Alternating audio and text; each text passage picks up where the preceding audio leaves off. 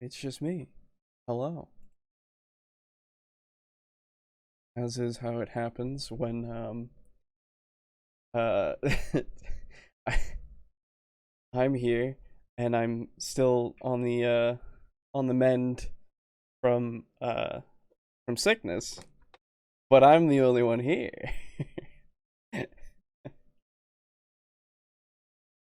the the call itself will end here shortly that I have going on in my Discord in the Discord group.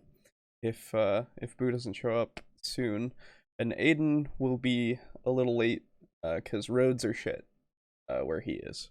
So um so it's just gonna be me for a little while. So hello, welcome back to Table Talk Discussion and Discourse. I, as always, am your host Alejo, aka Radon95, and I I'm sick. I'm not feeling 100%, but that is okay. It's all right. Um, it's just it is what it is, you know. Yeah.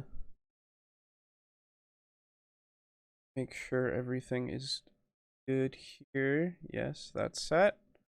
I gotta close out a Chrome tab. That'll just be taking up shit that I don't need it to take up, you know. Um, cool. So yeah, just me for now. We'll see if the other two are around sooner rather than later. Hey Slay, what's up? Nice topic tonight. Yeah, that's that's the hope. Though not all of us will be here to benefit from it. We shall see, though. Um, you'll excuse me if I sound a little funny. Um, sorry you're not feeling well. Take a nap later. Thank you, Con. No, I actually slept really well last night, which was a first in a while. I'm on the mend from COVID actually, so that's that's me. Hello. I'm doing better than I was when I started. Holy shit, Wednesday and Thursday I was fucked. Um so now I'm here and I can actually speak and not die. My throat doesn't hurt and I sound a little bit under the weather as is the case. You'll forgive me if I'm taking a lot of time to pause, drink water, pop in a cough drop just so that I can continue to speak and everything. Um, but yeah, that's me today. So I find one shots messy to run sometimes. Yeah, so this is the thing. I figured as a topic, we as a group are terrible at one shots.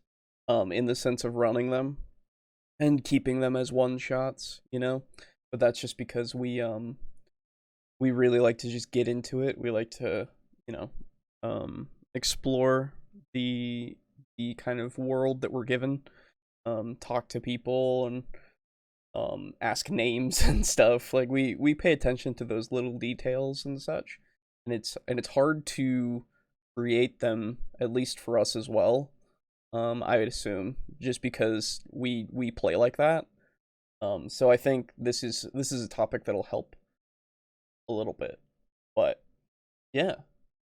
Um, so yeah, ultimately one shots, they're very easy to make, I think. In the sense of like you get an idea, it's not gonna take too long, and it goes to um it is just a single adventure. But the running it is the aspect that feels a little more hard to um hard to keep the way that it is. Like keep it in one session. Which is why I put the thumbnail as the stupid thumbnail that I made with a fucking tiger ripping into or about to rip into somebody trying to keep it all in a session. Trying to nail that one shot. Haha. Get it? Mm. Alright. Excuse me. So, again, one more time, apologies on my voice, and if anything sounds odd on my end, but it should all be good by next week. But I also didn't want to miss this week as well, because this is the week of the drawing. Who gets a free book? So we'll get to that in the middle point, as is the time for all of that. But for now, let us start on the first video. So, first video tonight we are covering is Great GM, how to run a RPG one-shot session, Game Master Tips RPG. What's up, JR Sonic? How's it going? Yeah. So this is I think a 5-year-old video from How to Be a Great GM. And so why is it not? Why is my there it is. Oh no, that's not it. Whoops, sorry. Hello, it's just me. So for now, I'll be bouncing off you guys. If you catch anything suspect, or if I say anything that you want further elaboration for, let me know. Oh, hey Lux, what's up? One Shot was a pretty good game, although it got a little overshadowed by Undertale. Oh yeah, One Shot was a good game. I remember seeing that all around for a while. Yeah, it did. Like, wasn't that the one where you zip around, or am I thinking of a different one? Like you platform by zipping through the air or something? I don't know. Before we begin, by the way, I do want to say a couple of things, because since I have COVID, right? Since I got it, I've been home, not working and stuff. And so I've been playing games, just sitting down, laying down, playing games, trying to, rest up, recover, and hopefully get over this shit. I started playing a couple of things. I played Vampire. I don't know if anybody else has played that. And I fucking hate the combat system in Vampire. Like, I don't like it at all, just because of the way that targeting works, and it keeps switching every time I jostle my mouse. Man, it sucks. I think that game is meant for controller, but I refuse. And then I also started playing Cyberpunk 2077 today, and that game is fine, though it's still wrought with bugs, I have found. And overall, it's fine, like, as a game, as gameplay and such. It's not phenomenal, it's not bad, it's middle of the road. Very annoying. But anyway. It was the one where you were a cat kid and you had a light bulb that was the sun, which you were supposed to bring back to its tower so the world wouldn't end. Okay, maybe I don't remember. I might be thinking of a different game then, with the zipping around and stuff. Cyberpunk is like a PC burner. So no, it runs fine on my PC. It's just like, I was expecting this to be better than something, like, I was expecting it to be at least be okay, right? Like, not okay, sorry, good. Something that, like, not just the like bugs and stuff. Like, I know that still exists and stuff, but I thought, it's been a few years, it'll be fine. It was like half off, so I bought it. But it is just okay, and it's making me not want to play it a little bit, because it crashed recently. I got to like a part where you get a like a video device that you live through, kind of, right? And then you exit that club or whatever, and if you know what I mean, what I'm talking about. But if you don't, then no spoilers, I guess. But yeah, I got to that point, and then it just crashed as I exited the building, and I was like, okay, that's fine, and I moved on. So I don't know when I'll be back to that game. I'm kind of bored of it. A lot. Been playing Elden Ring, dude. Everybody's been playing Elden Ring, and I thought about buying it, but I don't know. I've spent a lot of money on games recently, so I have a lot of things to do, to play through. So I don't know if I'll even get it. I heard that Brogan is enjoying his time, or at least slightly. There are some things that he's a little annoyed about, but anyway, okay, that's enough of that. For now, for me, let's start with one-shot stuff. Have you heard of TF2? Yes. I played TF2 for a while when I was in college. with some friends, and it was fun, but I don't want to go back to it. Like, it's fine. It's not a bad game at all. I'm not really big into that kind of a multiplayer. What I want to get back into is Siege. But anyway. So, as I was saying, before I interrupted myself with my brain, this video from How to Be a Great GM is about running one-shot sessions. And I think it was from, let me look here. This is from 2017, yeah, so 5 years ago. So we will see what wisdom guy has for us. So let us begin. Oh, that's so loud. Hello and welcome to this episode of How to Be a Great Game Master. In today's episode, we're looking at a question that came from our website, www.greatgamemaster.com. Didn't know you had one. The question is, how do you run a one-shot? Well, in the following few minutes, I'm going to give you my ideas on how to run a one-shot, and first and foremost, you need to learn how to do this. It's not the Vulcan salute, it is the count of 5. What is a one-shot?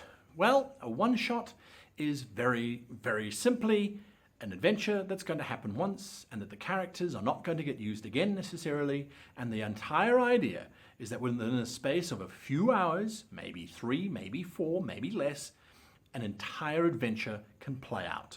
This is not a deeply complicated adventure. There's no master plot with subplots and subplots and subplots on the subplots. This is a straightforward adventure. It is perhaps role-playing at its very core. So how do you do it, and how do you do it successfully? Well, a lot of the tools have already been provided to you in videos that I've done before. So if you don't understand concepts like the 1-2-1 method, I suggest you go and have a look at the video called, well, 1-2-1. What the fuck is the 1-2-1 method? Huh? Hold on, let me see if I can find a technique. What's this? I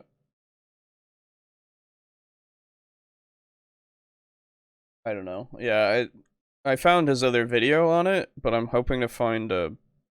Oh, here we go. It's a teaching technique, it looks like. Wait, what? That's a... No. That's a teaching site. Never mind. The fuck is this?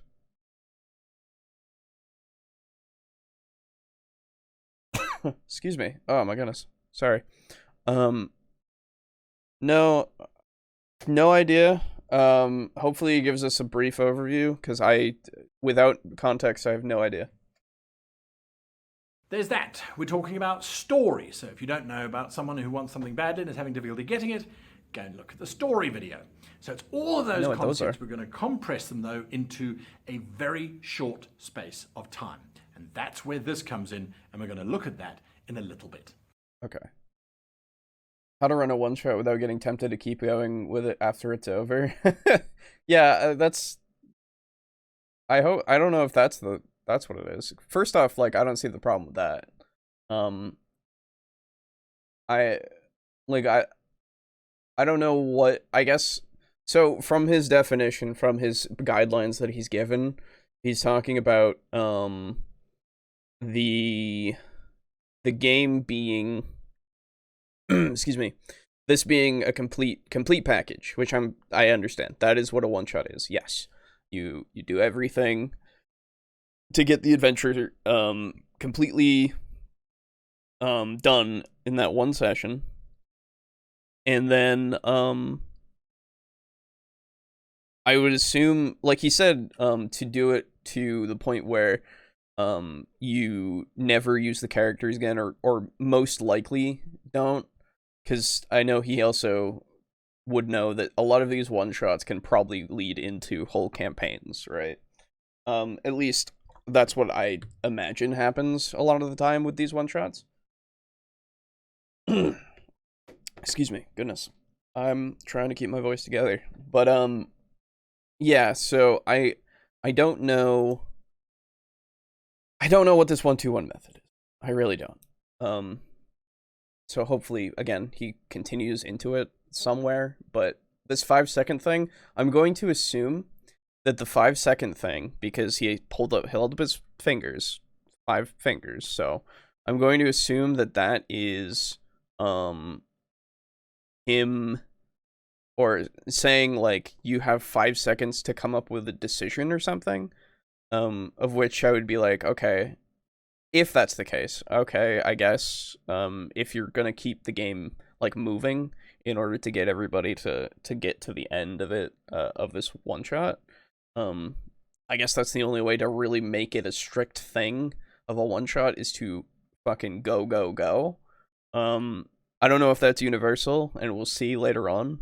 But that's what I assume. So maybe it isn't. I have no idea.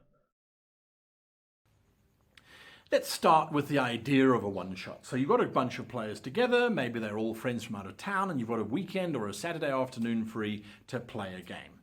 You need to come up with a one-shot, a simple idea.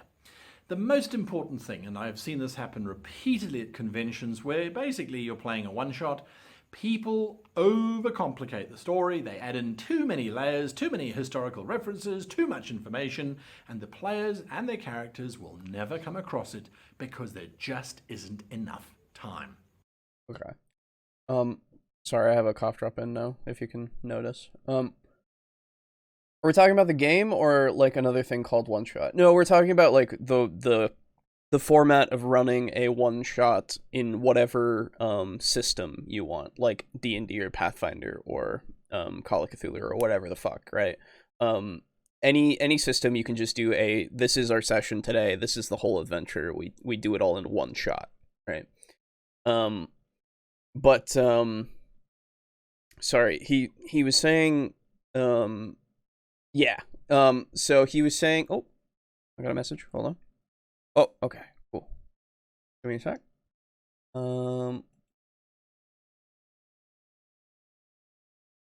Hello. Hello. Welcome. Yes. Well, glad Yes. to have you. Did you just wake up? Yes. Yeah, that's fair. That's fair. Well, no worries. Yeah. We are talking about one shots.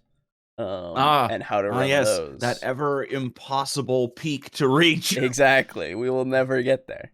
Yeah. JR Sonic says hello, boo. Hello. So far, we've just gotten to the first kind of note in the video that is this is a 5-year-old guy video, so who knows? But we got I thought you meant it was made by a 5-year-old guy. Yeah, this is a 5-year-old's video telling us how to do one shots. Very eloquent from the school of Garibay, really. Yeah, it's from Garibay himself, right? Exactly. But he's now saying people overcomplicate it a lot, and add in a lot of things that just there is no time for, which fair enough, I guess.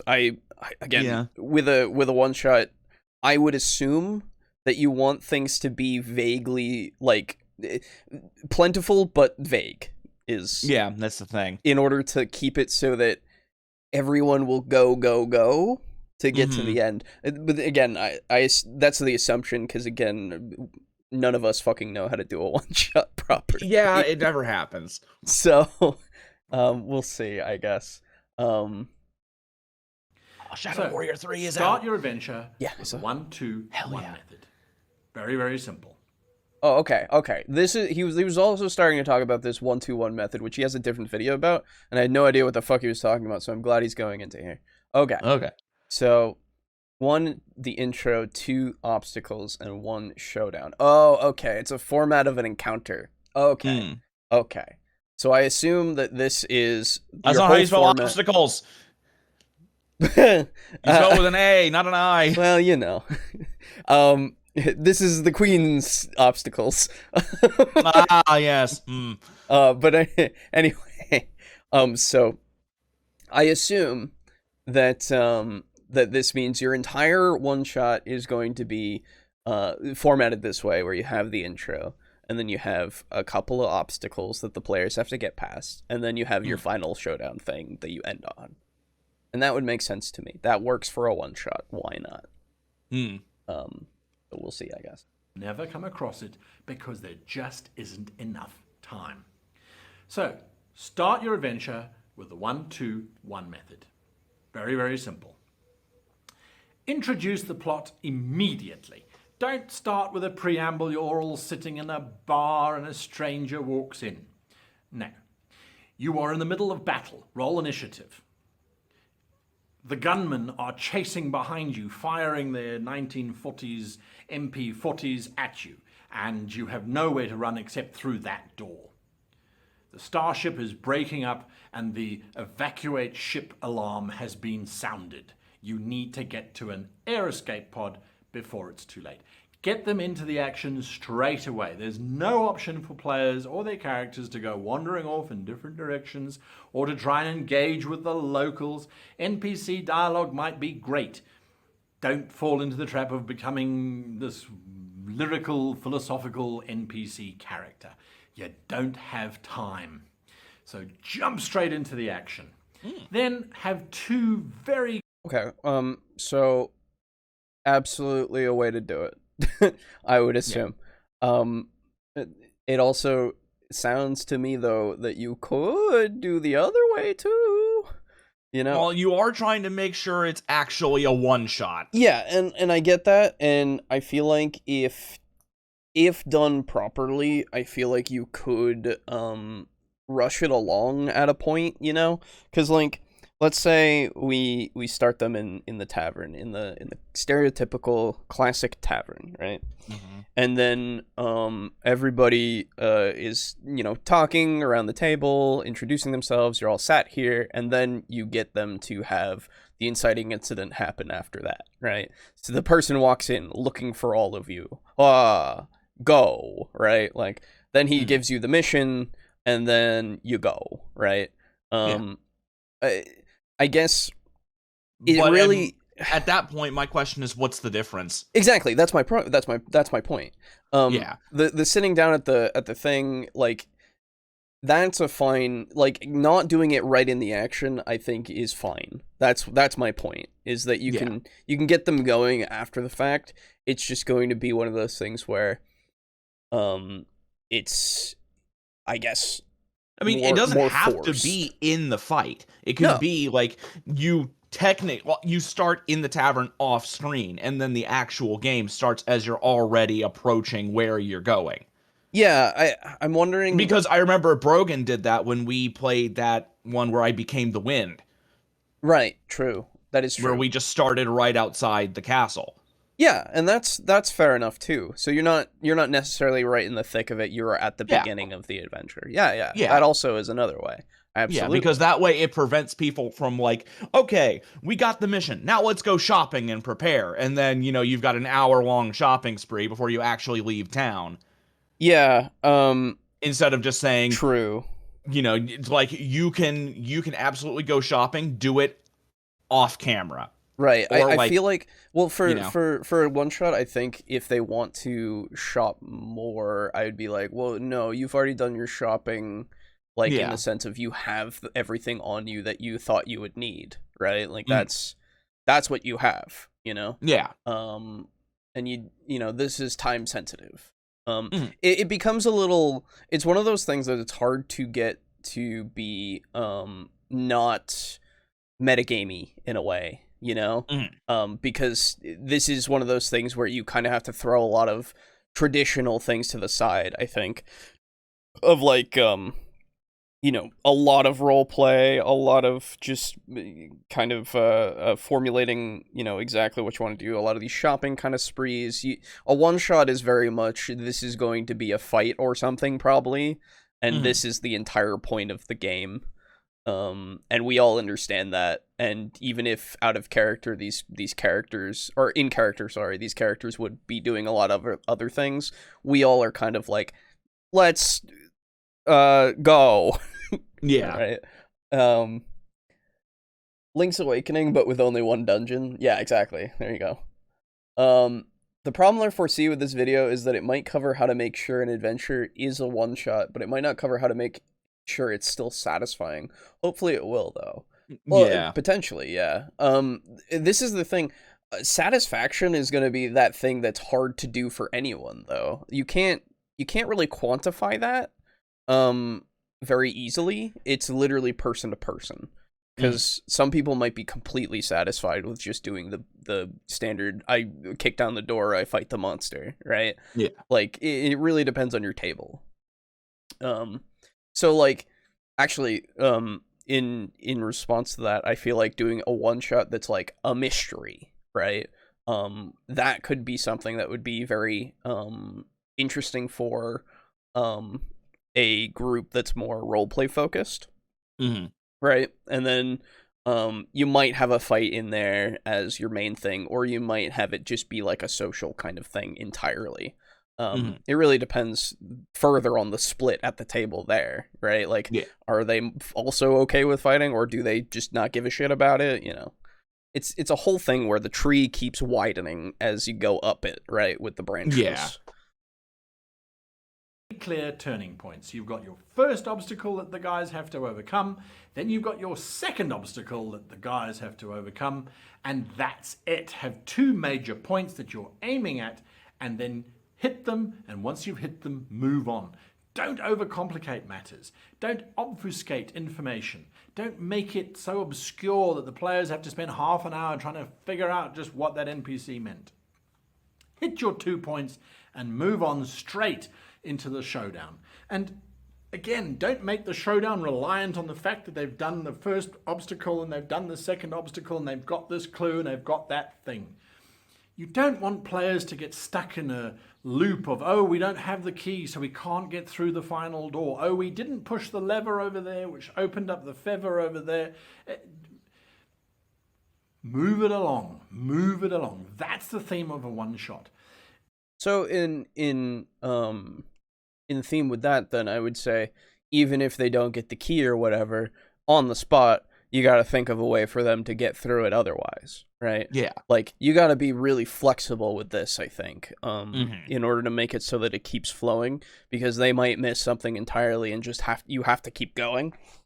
This also depends on time and everything else that you have going on, right? Because if this is a 2-hour one shot, that is completely different from a 4-hour one shot, you know? Yeah. Like, it's really hard to judge, at least in my brain. It's really hard for me to judge how fast they're gonna go through something, because I don't know what the fuck they're gonna do, right? and I'm very open to them doing whatever the fuck, right? So it's gonna be a difficult thing for me to kind of nail down. Oh, okay, that Penguin Town in Paper Mario. Yes. Exactly. Yeah. But yeah, I don't know. I understand and I get this format and I agree with it if you really need it to be strictly time based, right? Like, or sorry, if your time limit is very strict. This is a good way to do it. I don't think there's a better way. I don't think there's a right way. I just think it is a way, you know? Don't let your players sit and go, I'm not sure what we should be. Then that's a failing on your story behalf, not on the player's behalf. So use the 1-2-1 to really make sure that you've got a strong, simple story. You're not running a deeply political campaign here. You're running a once-off. Make it clear and make it simple. Then, again, timing is the problem. Combat in one-shots is fine, but if you make it a two-balanced combat, where you've got basically a party of PCs versus a mirror party of PCs, a combat might last an hour. That's insane. That's a quarter of your playing time, maybe even more. Unless that's the Combat's finish. Dramatic. Yeah. It could, like, if that's the showdown. Right. It could very well be. So. Yeah. Mileage may vary on that one. Yeah. So is one shot's just a more quick D&D? Yes. Yeah, basically. Yeah, basically a one shot is meant to be something that you start, You play through in one single session, and it is not connected to anything else that you are doing at the moment. Either that, or if it is not connected, it is something that is on the side. So, for example, a one-shot could be you guys are playing through a D&D campaign, but the rogue really wants to have like a solo stealth mission. You pull the rogue aside and be like, we can run that as a one-shot where it's just you and me. It's just one session, like maybe on Tuesday instead of the normal Thursday game. Right. And it's like, yeah, sure. And that would be the one-shot where they go through, they do their stealth mission. Yeah, it is. That's how you can connect it to a campaign, at least. One of the ways. Absolutely. Yeah.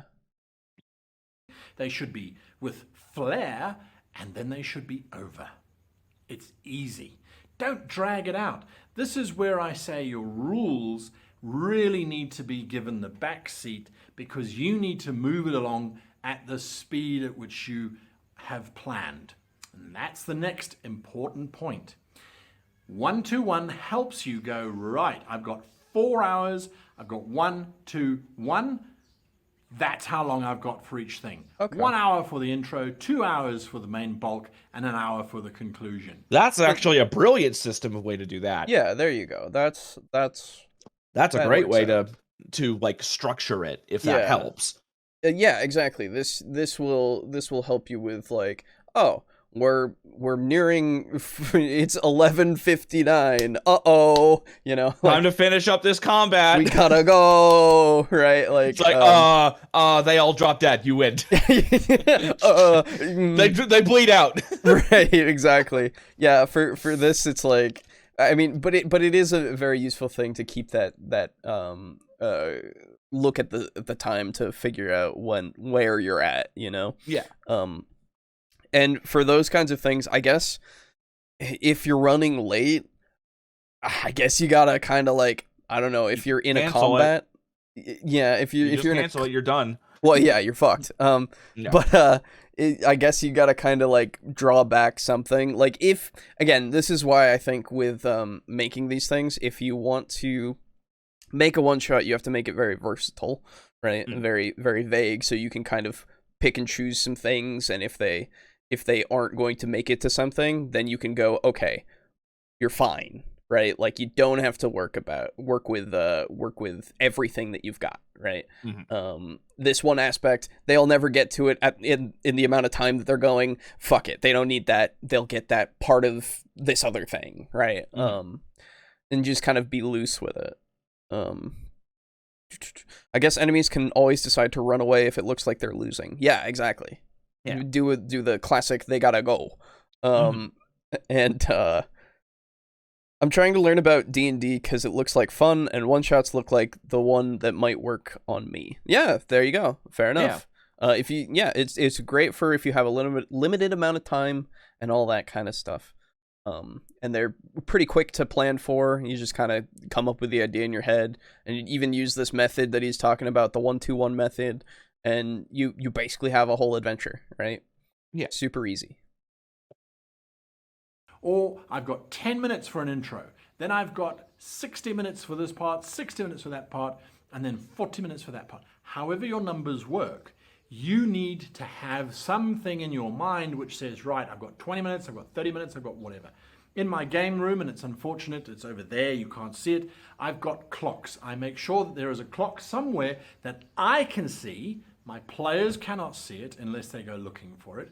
I can see it so that I can keep track.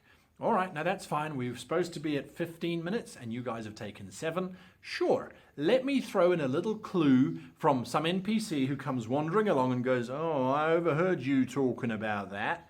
Did you know that I saw this happening 3 days ago? Then you can add in. So by then timing everything, then you can take a breather. And you can go, okay, they've got an hour to get through the swamp. And part of the obstacle that is the swamp is that there are these trees that will wrap around them and drag them under the water. And that's something that they're going to have to overcome. If they make an alliance with the wood elves that live in the area, they will show them how to avoid those trees. In which case, I've got another obstacle planned. Well, I don't have it planned, I'll make it up on the fly, but at least I know I have to have an obstacle. I have to have one thing that's going to keep them there for an hour. You couldn't have come up with 2 things before the session? Yeah, that's weird. Yeah, that sounds like just poor unpreparedness. Yeah. Sorry, man, but it's like, oh, I got trees. And if they bypass them, I have nothing else. Right, yeah. That's weird. Now, it's probably just because this is just a video. Right. And he doesn't have to come up with a whole big thing, but you know. Yeah, but it's a poor example regardless. Yeah, on the other hand, it is also a video, so you'd think you would have 2 fucking examples you could use. Yeah, because like maybe, I don't know, snakes or crocodiles in the way. Exactly. I don't know. Right, it's a swamp. Fuck it, you know. I guess so. This is the other thing. What if you have this allotted amount of time, and they get through these things very fast? What? Are you supposed to just drag it the fuck on? Like, I sure hope not. Yeah, I hope it's more or less just you did it fast. Well, that was all it was. Right, exactly. I like if it goes too quickly, quote unquote, and they get through that adventure, and they get to the final fight very fast. Isn't that a good thing? Yeah. Right? Because now you have fucking, now you've got extra time you can donate. What the hell is it? Extra time you can dedicate to your ending. You're true. Yeah, absolutely. So I'm not saying that he's saying that it's a bad thing or anything. I'm just saying like this is where my brain goes once he's starting to talk about I have an hour for this tree have a time event. limit. Yeah, I have an hour for trees. If they go through the trees, then I guess what do I do? If we're going to make this obstacle, this rule that you've created, or at least that you've set here for us to follow, the 1-2-1 rule, right? Mm-hmm. If that rule is there and the trees are one of your 2, if that makes sense, yeah. If the trees are one of your 2 obstacles, then why not just go to the next one instead of having to worry about them going through an hour's worth of that tree time, you know? That's the implication that I have here that I'm getting, and that's weird to me. Yeah, and I'm willing to bet that it's not the case, but the problem is that it's not spelled out. Right, it's not clear enough. Yeah. Interaction with the Wood Elves takes 45 minutes because the players are being diplomatic and asking questions and trying to solve the Wood Elves' lifelong problems. Then I know that encounter is going to be, you see a tree that comes alive and tries to eat a little party of Wood Elves, but they overcome it. The wounded tree now starts to move towards you, leaving the elves behind. In this case, yeah, if they're taking for fucking ever on one part of it, then you make whatever else it is take less time. Absolutely, that I understand and I agree with. Mm-hmm. That's just because you have this strict time limit. But what about the other way around, my man? It still sounds weird to me. You make 4 or 5 rounds of combat, the tree falls over dead because you've now made sure that your 15 minutes that you had left is used up. Now you move on to the second obstacle. You arrive at the exterior of this massive fortress. It spans for miles in all directions and appears to be floating above the surface of the swamp. You now know you have an hour for them to move through this castle. Is that going to be filled with traps? Is it going to be filled with guards that they've got to overcome? That's entirely up to you. But you now have the ability to control the experience. If they're taking too long with one trap because they fixated on solving it properly, well, gosh dag nabbit, that castle is no longer filled with hundreds of guards that they have to fight their way through. As a matter of fact, the guards all appear to have just died of some kind of poison. Is it in the air? Is it on the ground? If it's in the air, well, then there's pockets of it which they can identify easily and which requires them to maneuver around. Again, so then why did the guards all die? Yeah, so this is my problem because I would then, as the player, go, guys, I don't know. We gotta figure out why the fuck all the people are dead here. There's a there's a lot of gas around here. We gotta be careful. Okay, then we should probably fucking leave. Yeah, or this that. adventure is a suicide mission because they killed 100+ guards with this like nerve gas shit. Okay, I guess the tip here that I would have is be careful with what you do to make it so that you take more or less time. Whatever you subtract or add could make the players very curious. Yeah, that's the other thing. And here's the thing. He's going, before he was like, oh, don't make it vague, don't make it, whatever. Then why would you introduce an intricate trap? Yeah. That they could get interested in? Make it a simple trap. Right, exactly. Make it like as simple as they fucking knock over a stick and rocks fall. You're right, yeah, rocks fall. Just make it as simple as that. Right. It doesn't have to be the classic rocks fall, but Or here's my idea. Take whatever it is that's the big bad at the end. That thing killed them, and it's very clear that thing killed all of them. It is very strong. Like, let's say your big bad is a giant scorpion monster thing. I don't know. Yeah, this works. Everybody that's dead has an obvious puncture wound somewhere on their body, and it's like really swollen and green. So it's really obvious that it was a fucking sting. Exactly.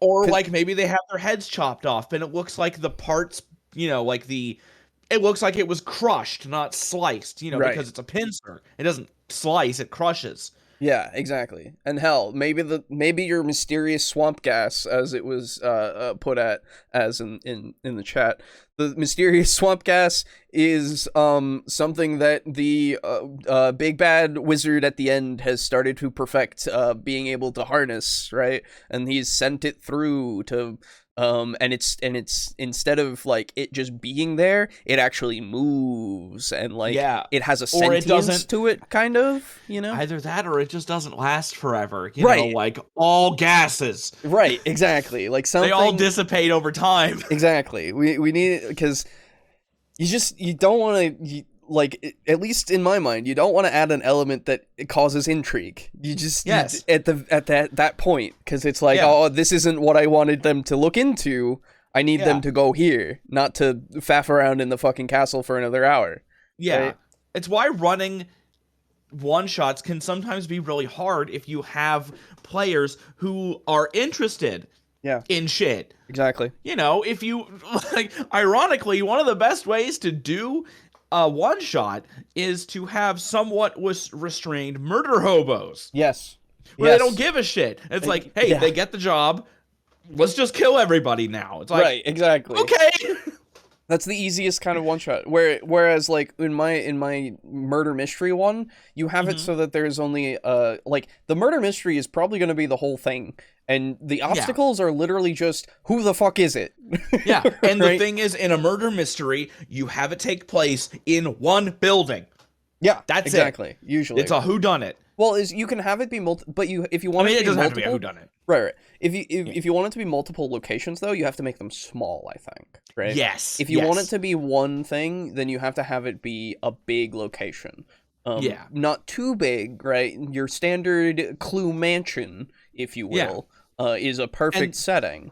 And if they need to go somewhere else, and you're okay with them going somewhere else, let them access one room.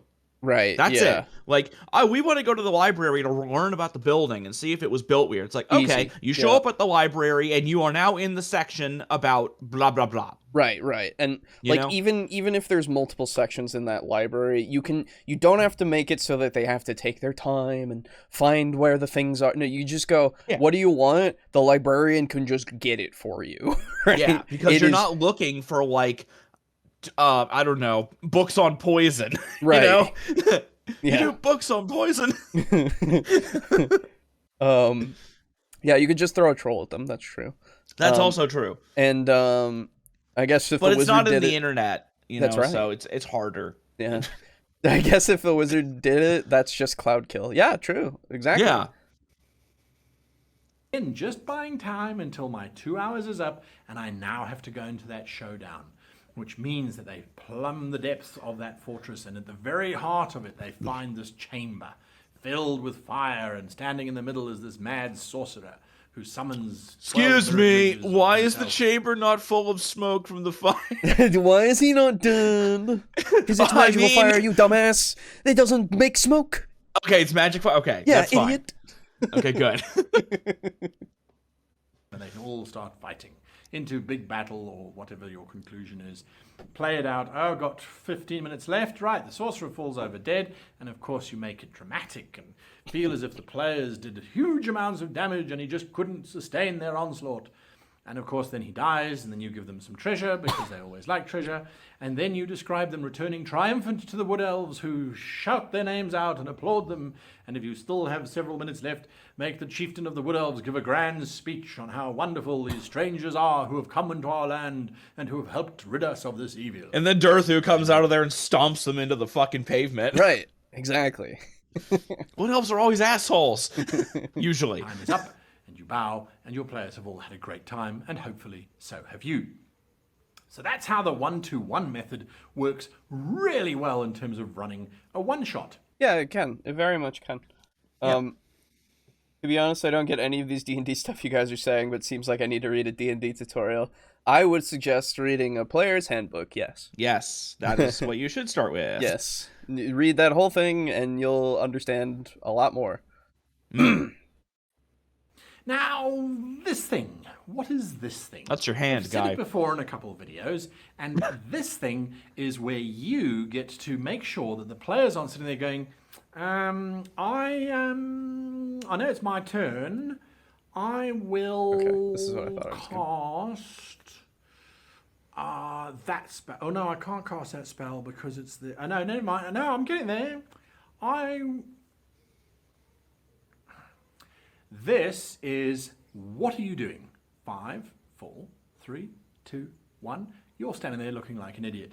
You're overwhelmed by the scene. What are you doing? 5, 4, 3. That's not enough time. 1. Yeah. 5 seconds is not enough. Whilst I understand and would say having a time limit is beneficial in this kind of scenario, no, not 5 seconds. I would give them Mississippi's first off. God. Yeah. What the fuck? Hey, how's it going? Aiden. He is silent. Hello. Oh, there he is. Oh, there he is. Oh, you. Yeah, no, we can hear you now. When I joined the call, I said cowards, and then got nothing, and you're like, he's silent, and I'm like, ah. Oh, okay, gotcha. Hello. But yeah, time limit, definitely not 5 seconds. It's five Mississippi's at the least, or if you want. Or I would just do, I don't know, 2 hands. 1. Yeah. 2, 3, Right. 4, 5, 6, 7, 8, 9, 10. There you go. Yeah, that's plenty of time. That's more than enough time. That's plenty of time to make a decision, I think. Absolutely. Yeah, because here's the other thing. Because, you're going to be running all these monsters. If they have spells, you got to make sure that you also adhere to that. Yeah, exactly. Because, well, if you don't, you're going to kind of look like an asshole. Yeah. So you got to make sure that you are also just as fast, if not faster. And sometimes that's difficult. Mm-hmm. Because players can be very good at suplexing your fucking liches. That's true. Aiden, we are talking about running one-shots and preparing one-shots. Yes. That is the topic today. 1 second, my internet is dying because I had the hubris to join watch together. Yes. It is one of those things. When I win the lottery, Aiden, I'm going to fucking send you money so you can move somewhere that has halfway decent internet. How about that? I already have one place. Okay. Good. But yeah. Unfortunately, there would be a significant time difference. Gotcha. Oh, moving out west? Yeah. Yeah, that's fair. Very west. No, all the way to Japan. That's right. Moving so far west, you're in the east. That's right.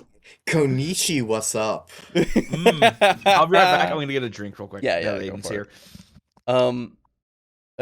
it. JR Sonic says hello, Aiden. Hello, how are you, JR Sonic? There you go. But yeah, so no answer. Okay, that's well, cool. it takes a second. God. By the way, I gave you the links that you would desire. Thank you. You are welcome. You are a gentleman and a scholar. Well, so yeah. Overall, Why am I opening up the stream? I don't need to watch the stream. I have no. Oh well, there you go. There's your answer. Depressed. There you go. You know, bud, been there. Yeah, same. All right. Here we go. You swing your sword, because that's what you told me you were doing within that little 5-second round. Remember, combat's supposed to be between 5 and 6 seconds per turn anyway, so if in that amount of time you can't say that you swing your sword, well, then I'm sorry, you should be paying more attention to the game perhaps, or less involved in trying to find the right spell and rather just knowing your spells if you're going to be a spellcaster. All right, no, that's just I am of two minds on this. Yeah. Because the first of which is it's sort of like when Guy said that if your D20 rolls off the table, oh, you just miss, because yeah, exactly. if you can't roll your D20 on the table, how could you be expected to have your fictional character hit the enemy? Like, fuck off, man. That's not even equivalent at all. Yeah. So I want to say that's incredibly stupid and unfair. However, I would also say that, like, if it comes back to your turn on the table, like, you will have a turn that you will go like once a minute or so, right. Like even if it's like, let's go, like going fast. That still would be like once every minute or two, and if you can't decide what you're going to do in a minute or two, I can sort of understand this standpoint. However, I would consider upping the amount of time you have from 5 seconds to 10 or 15. That's exactly what we were saying. 10 seconds at the very least. Alright, guys, I need to do my test. See you guys later. See you, JR Sonic. Good luck on your test. What's it in? Yeah. Oh, well, probably already gone. You bastard. But yeah. So my immediate just gut reaction is, my man's, if you're thinking that we're all just gonna be fucking ready to go, like, and in 5 seconds say the entirety of what we need to say that our character is going to do, because sometimes these things can be intricate to the point of needing 5 seconds or more to say the entirety of the phrase of which I want to say that my character is going to do. I would like to take my bottle, smash it on the ground, and stab it as much as I can into the eyes of the opponent so that I can blind him and also do some damage. Like, it takes a few words. And I don't know, just the vibe that I get from him saying that is like, if you don't know what you're doing and you can't do this in 5 seconds, well, it's just, you're not as good at playing D&D, are you? I don't think he's including saying what you're doing as part of the 5 seconds. Like, you can take more than 10, like, you can take 10 seconds to say what you're doing. He's saying, like, do you take 5 seconds or more kind of just sitting there staring ahead and going, Right. Even in that case. However, you neglect the fact that not all characters have the same level of complexity. Exactly. So it may be easy for a barbarian to run up and say, I swing greatsword. Yeah. So I cast sword. Right, exactly. Like, for instance, for my paladin, my DM will look at me, he's like, is Morty running up at them with his sword? And I'm like, damn right he is. can he get to any of them this turn? And DM goes, would you deliver a fat smite? And I say, damn right I would. And he goes, unfortunately you cannot. And I say, shame, can I do that next round? Right. And he says, oh yeah, you can. But compare that to Boris, who has always at some at any point in time some weird niche thing that he's just gonna pull out of his ass and hope it works. Yeah. I returned and decided to get a sandwich as well. Sorry. Oh no, you're good. Ooh. I will forgive you on the condition that you tell me what kind of sandwich. No. I'm joking. It's a double-decker turkey sandwich. Nice. Just regular, like, oven-roasted, spiced turkey. Oh. My man. But yeah, exactly. Like the complexity of the character and the complexity of the action really can, like, because my other thing is things can change mid combat. Like situations can change because somebody has done something right Yes. before your fucking turn. So that makes you need to reevaluate what you were going to do. So I think the just going 5 seconds of like, oh, something has changed now, I need to figure out in 5 fucking seconds. It's like, no, you bastard, let me fucking have a moment. I gotta assess my situation. Like, I know it's, combat is in 5 or 6 seconds anyway, so shouldn't your fucking... No. We're playing a game, my friend. We are not the characters themselves, like, physically here. It's not a LARP. We're fucking, we're at the table, and I know we have a time limit, but we can take a second. Just let me have this second. I don't know. It does not matter if you are in the middle of drinking your drink. Right, exactly. That's my issue. That's the feel that I get with what he is, like the way that he said it and how, and like just everything about it. It's just fucking go. I don't give a fuck about what you're doing. And I'm like, shut up. No. I got time on my eating. Yeah. And drinking between people's turns. Exactly. And I can't look at my spell book if I'm eating. Yeah. Unless your spell book is your sandwich. Oh my god. Imagine edible spell books. Hell yeah. Dude, gourmet wizard. That's right. In order to fucking prepare your spells, you gotta eat shit. Yes, I love it. Do it. Yes. It's like an ogre wizard from Warhammer with the Great Maw and shit. That's right. That's right.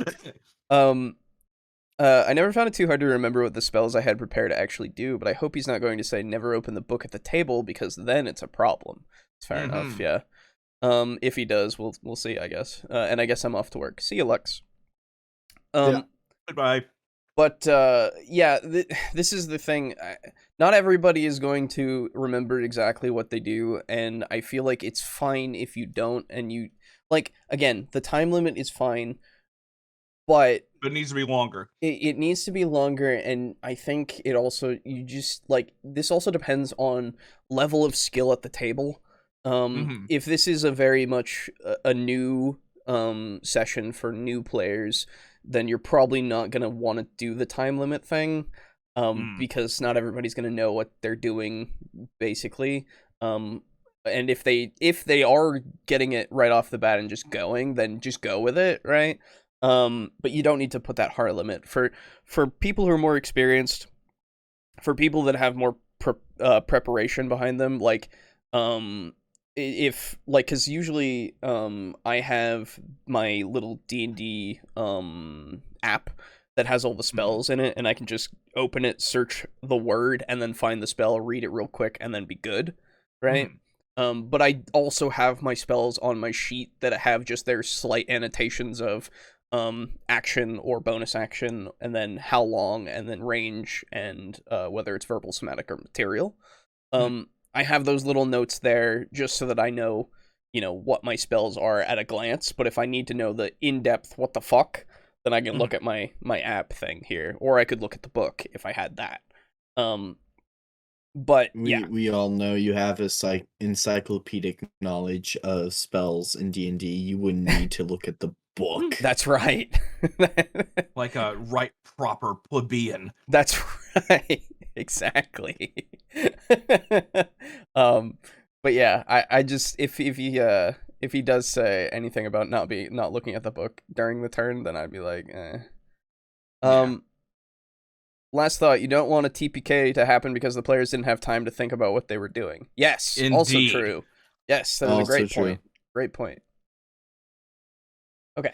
Sorry. Actually, I would ask a follow-up question. Does the same rule apply to you, Guy? That's what I brought up earlier.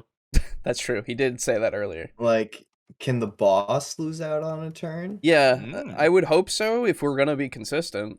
If you don't know what you're doing, but I would assume that in his mind the DM DMs always knows. DMs have a lot to keep track of, like ACs, HPs, like who Modifiers. does what when, like the positions of everything. Do you give yourself time to calculate all of that and then go, oh, whoops, it's been 30 seconds and I haven't gone yet? Or do you just go, oh well, I'm fine. I'm not cheating. My hands don't need to be cut off. Exactly. Exactly. Yeah, no, it's a good... I don't know. I would assume so, but if he doesn't say anything, it's just an assumption. Yeah. This little count of 5 allows you to keep the game going and to not necessarily slow down during combat. And it will also make it feel a lot more frenetic. I wasn't aware my fucking players are fucking children. Right, yeah. Just like a disappointed mother, count to 5. This is my whole thing. All of this feels so fucking like not degrading, but just you're looking down on them slightly. Infantilizing. Thank you. Yes, infantilizing. That's a great word for it, because legitimately patronizing. Patronizing also works. Yes. Yeah. But like the way that he was saying it before and the way that it was going, it was just fucking so infuriating to hear of like 1, 2, 3, 4, 5. You're standing there and doing nothing like an idiot. It's like, fuck off. Stop. Ooh. Yeah. Don't you love whenever you get into a fist fight and then you just kind of stand there with a slight bit of drool coming down from your lip? And then, like, all of a sudden you recover from your stroke and get back into combat. Yeah, exactly. In a long campaign, you don't care whether the combat takes an hour or an hour and a half or half an hour or 15 minutes. Because it's just gonna... Yeah, I was going to say, I mean, it really depends on... Because you don't want it to drag. You really don't. It's just... As long as it's, like, everybody is, like, going, okay, this is still fine. As long as you're not at the point of everybody going, are we still doing this? Fuck! Keep going on and on and on in perpetuity. In a one-shot, you have timing, and if you want to make it on that time without having to go, oh, well, they all die and you win, well done. That's not necessarily a satisfying conclusion. I would agree. You have to keep the timing going. So don't overthink it, don't overcomplicate it, don't let the players dally, don't let the players linger. If they're starting to linger, throw in a minor combat, throw in a minor skirmish that's going to derail their little entrenched minds where they're thinking and overthinking your problems. Throw in a desperate cry for help, throw in some kind of plea, and just get it moving. Don't let them sit there. And if you haven't planned it to be as part of your adventure, well, add it. You've got a master plan. Your 1-2-1 method is still in operation. Sure, we don't need the Wood Elves now because we're running out of time because they spent too long in the introduction. So now it's not Wood Elves, it's a Wood Elf, a singular individual who will help them. So there's less time for interaction and there's no shopping opportunities and. So that is how, I'm just checking my notes because I had them quite specifically planned out. Oh, you hear that? I never would have boys? guessed. Yeah. That sounded like a gap in the action.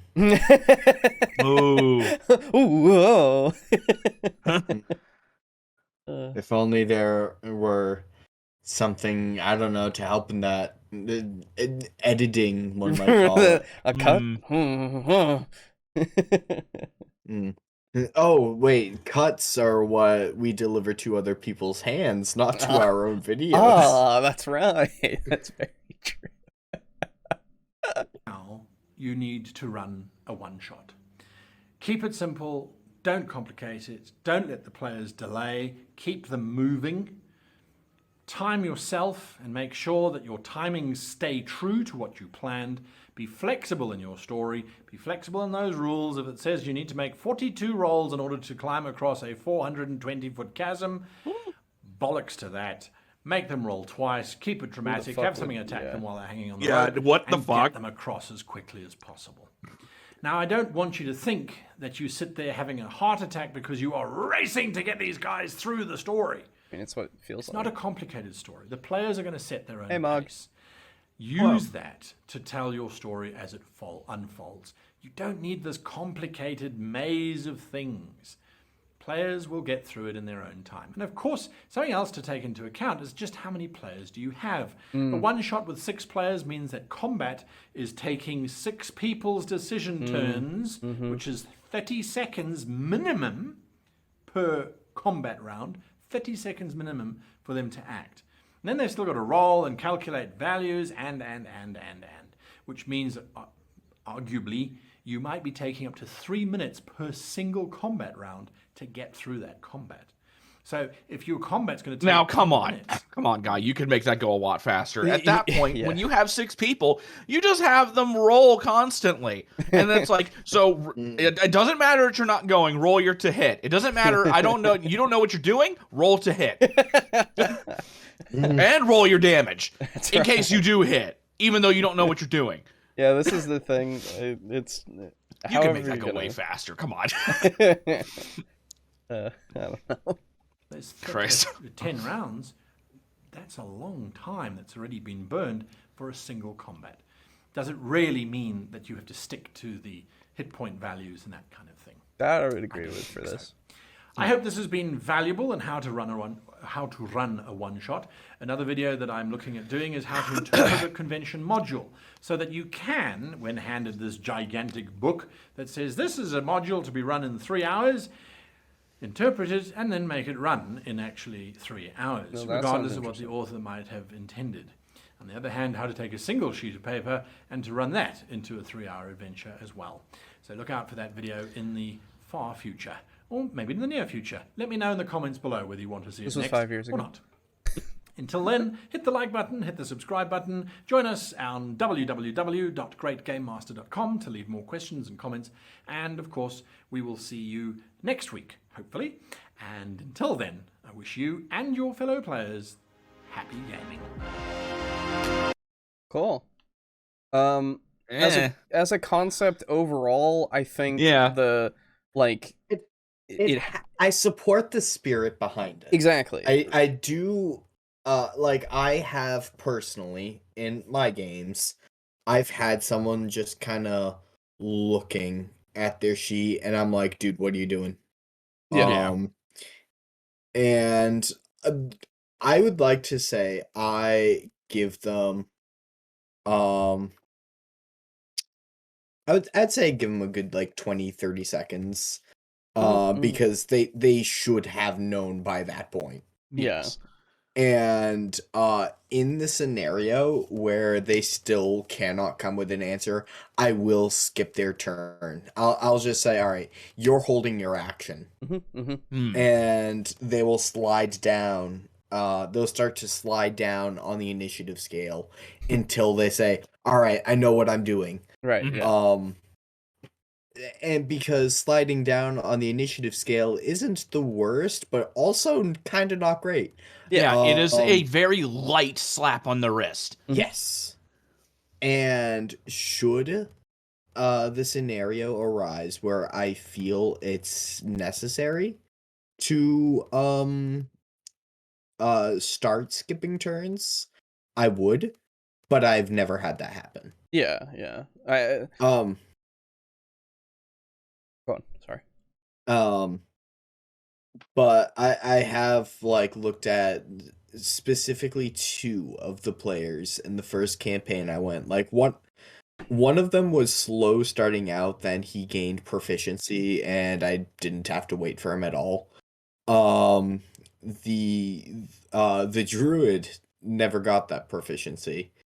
And I'm like, you doing another thunder wave? You have to just start making suggestions. Yeah, and more often than not, he would either cast Thunder Wave or Shillelagh. There you go. But yeah, no, I was like, all right, you know what, you have had plenty of time to figure out. Here's a little light slap on the wrist. I'm gonna have other people go.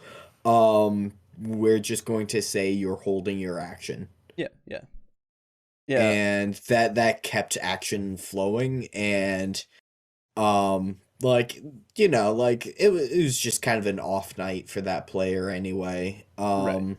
So I'm like, because I need to try to preserve the fun for the rest of the table, I need to keep the action going, but I also don't feel like picking on that one player either. Yeah, exactly. Yeah, I just think that overall the video, like, the greater message that the video has is what I would agree with. Implementing a time limit can be useful. Having those 1-2-1s for your structure can be very good for you to use for this one-shot scenario.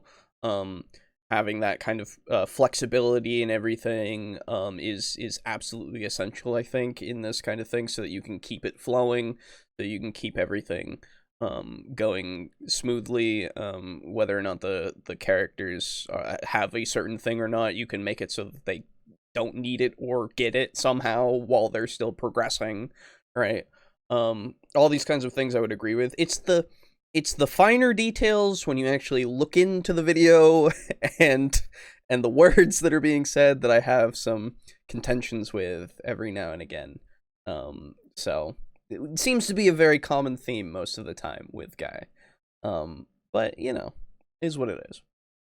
So, Mug says, I'd been here for 2 minutes, and this is everything I just read today in the Pathfinder 2 DMG. Nothing like having downtime at work to just read a rule book. Fair enough. There you Nice. go. But that is that midpoint, because that's the first video done. So, you guys got here at a great time, because we're gonna do the drawing thing of who gets a free book.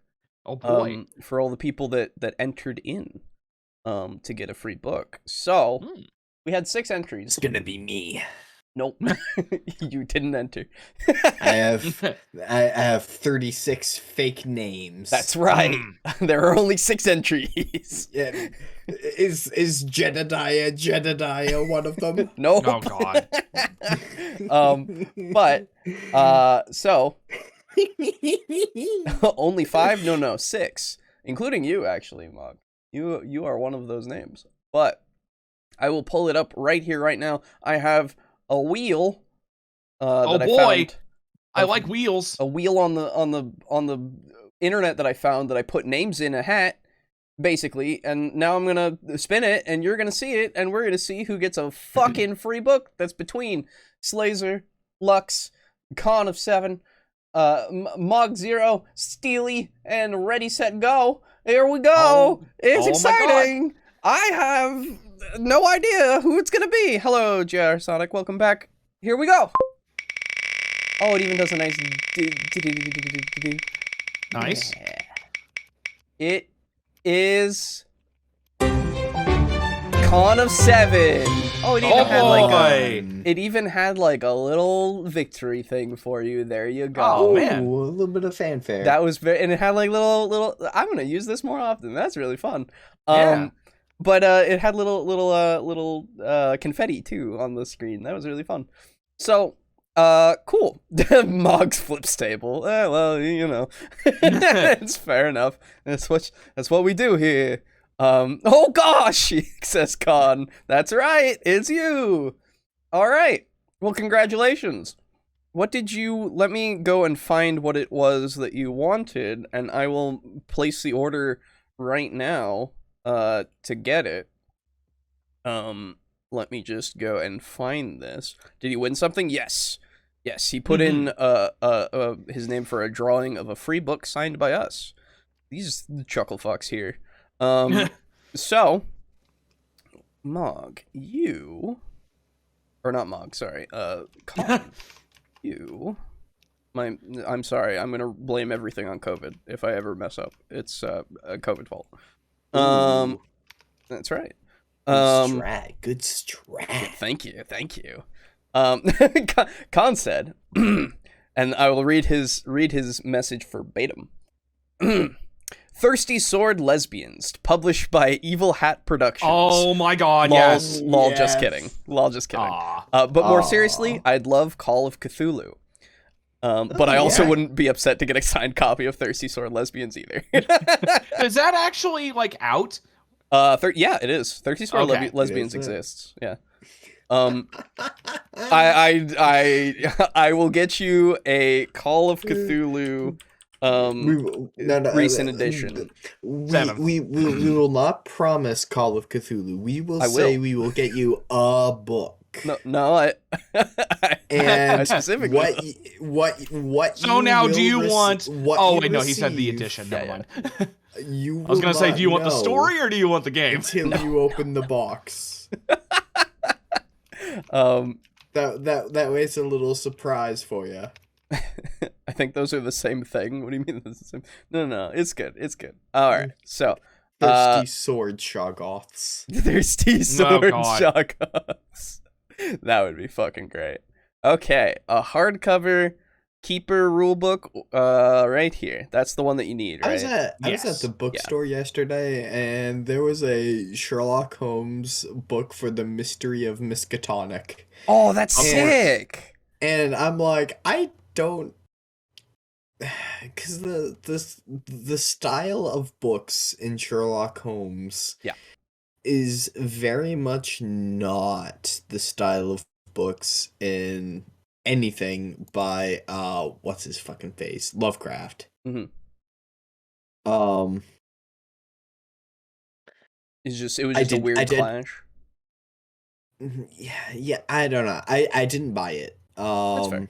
I got you were unconvinced. I got a rom-com manga because I'm a weeb. That's fair. And I know you are. And I also got an adventure novel, but I squirreled it away in the back of my mind. Fair enough, and if I happen to go back there, I will probably buy it. Fair enough, yeah. All right. Well, I'm going to... No, we're not already ending the stream. No. Don't worry. Yeah. That was just the thing that I said that I would do today, because this was the end of the time to do the giveaway. So, congratulations, Con. Claps in chat. And we will move on to... I'll have to create an account on Chaosium and order it through there, because I'm going to, get it through. Or are you going to buy it through Productions? What? No. I don't know about the. I might have to make an account on Evil Hat Productions. I don't know about. Anyway, so I'll send it to Boo's house, and then I'll have him send it to your house, right. And then you may get both. You may get neither. You may get one. You may get the other. Oh God. Who knows? It's a mystery grab bag. No.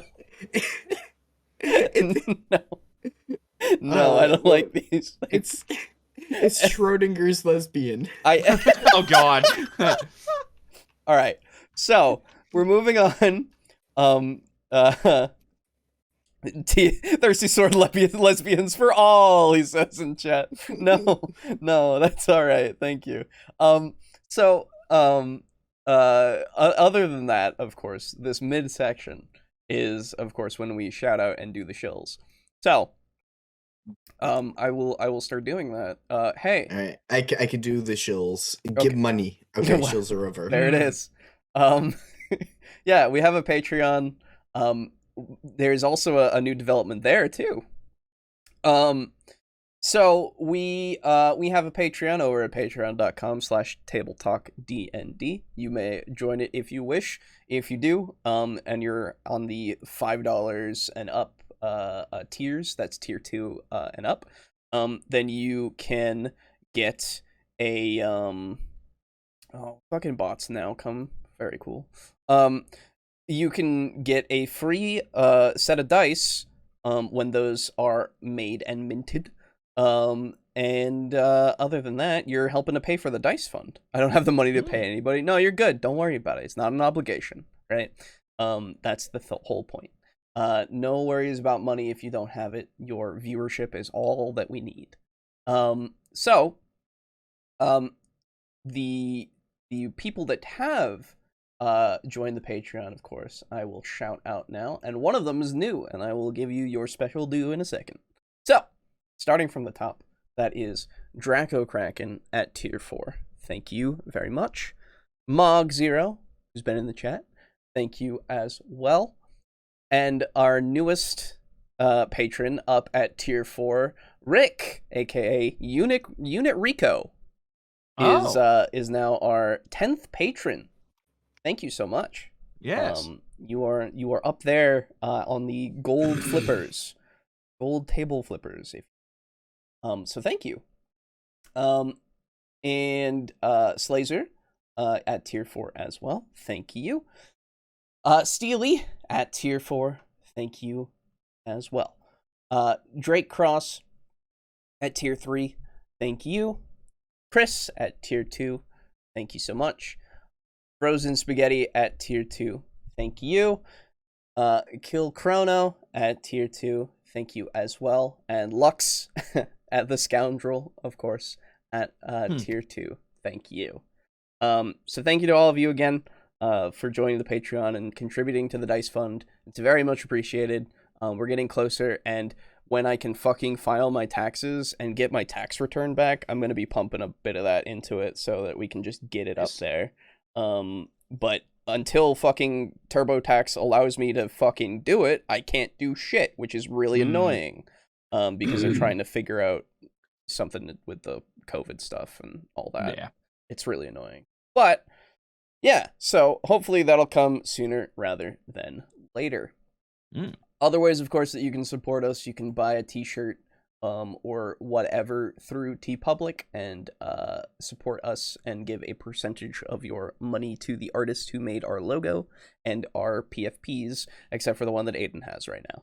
Right, yeah. I have to change that. I literally made mine for a Valentine's meme and then forgot to change it. Yeah, no, you're good. Don't worry about it. But yeah, so that's a thing. You can go there. Hope you get rid of COVID. Yeah, thanks. I hope so too. Funny thing, I tested myself like a day ago at this point just to see if I was getting through it, you know, if it was going all right, and it just instantly turned positive, and I was like, oh, sick, very cool. Like, nope. And so, well, at least your symptoms are really weak. Yeah, I'm good now, overall, which is great. You have COVID, you're going to spread it to all of us. That's right, through the internet. That's right. No, it's the mega virus. I feel the sickness. I was warned in my high school computer class about computer viruses. That's me, your friendly neighborhood virus. Hello. Computer coronaviruses. But yeah, you can get a poster with this. You can get whatever you want, a notebook, whatever. It's very cool. Link in the description as always.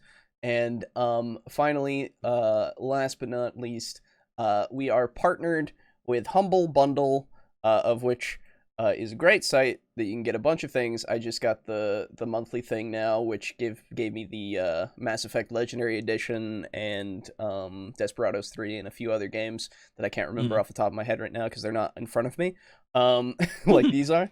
And they've got great bundles. They have actually a whole Sid Meier's bundle going on right now for like Civ and stuff.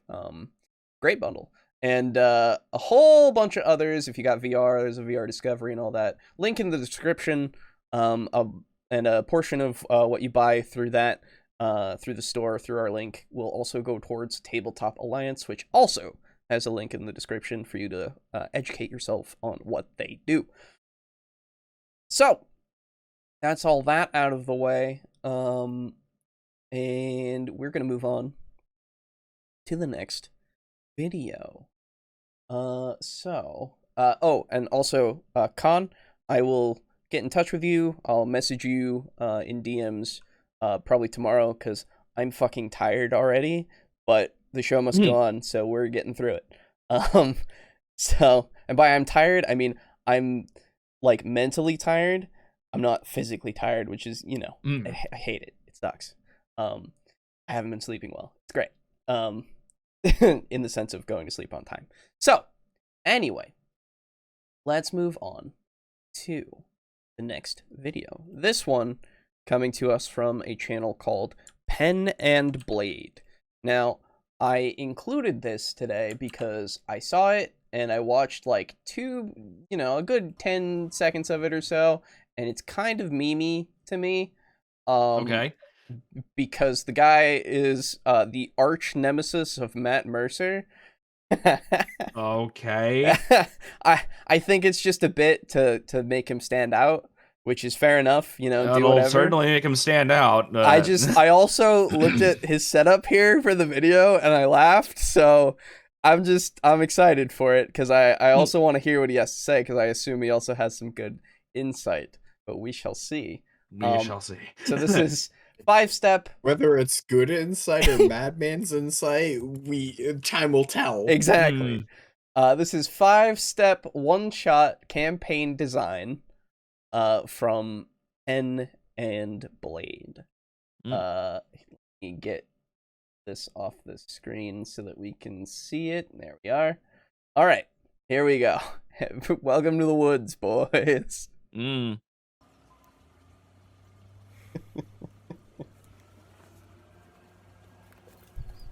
What the fuck? Some of you might be aware. My arch nemesis, the Dark Lord Mercer, published a video on March 2nd, 2017 entitled Write One-Shot RPG Campaigns, DM Tips with Matt Mercer.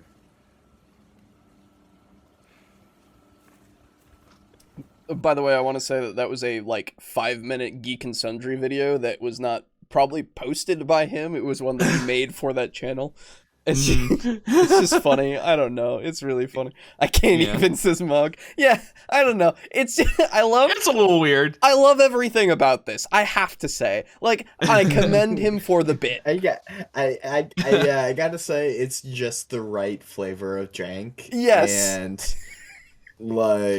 this. Unironically, I wish to praise it. Right? Yeah. No. Absolutely. It raises so many questions. It's good. It's just good fun. It is. It leaves you with a hearty what the fuck.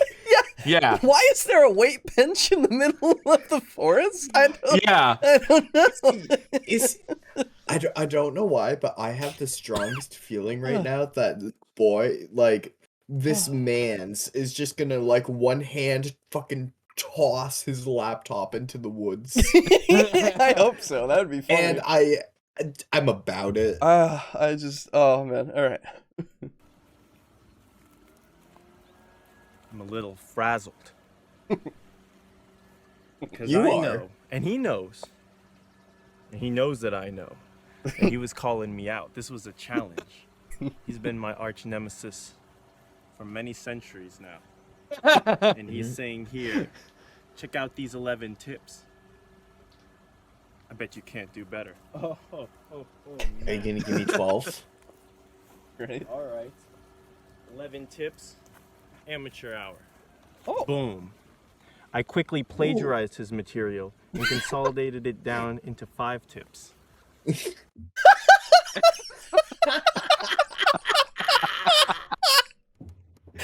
Okay, that's pretty great. I quickly plagiarized his material and then sawed it down to 5. Mans is unapologetic. Oh, I love it. Alejo, where did you find this? On the internet. I was looking for one-shot stuff, and it came up. Was it mailed to you? I wish, dude. I wish. This is so good. Boy has his cloak is held with a button that looks like a Lay's chip. That's true. Oh, this guy is gold. That's true. Yeah, this is great. Oh, Like unironically gold, not like Garabag. I'm having a great time. I thought he was gonna one-up Mercer by doing 12, but nope. Yeah, exactly. Nope. That was. what I thought. That's right there. That was comedy.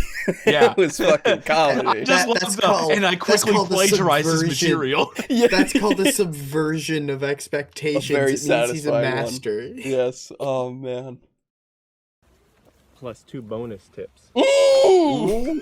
All right? And I'm going to explain to you the I style hook I'm climax. more intrigued by in the corner. I saw bat plans. Oh, I didn't see that. Hold on. Yeah. Drag it back. Okay. Oh, Bat 5 plans. Oh yeah, bat.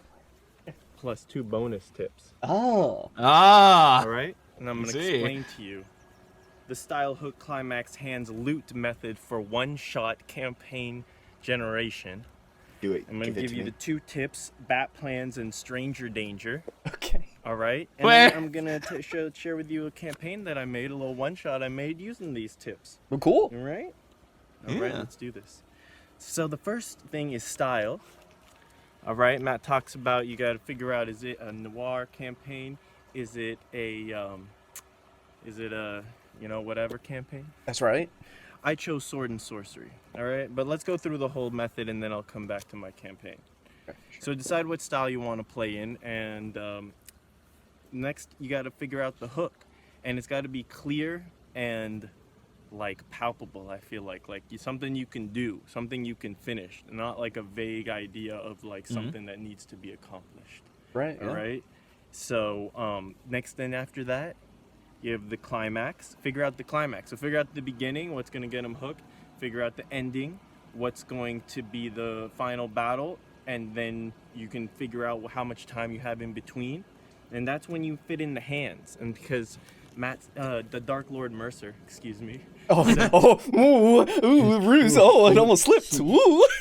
I don't know. He nearly called him Matt. That means he's He's Matt his Mercer's friend. Right, almost. Ooh.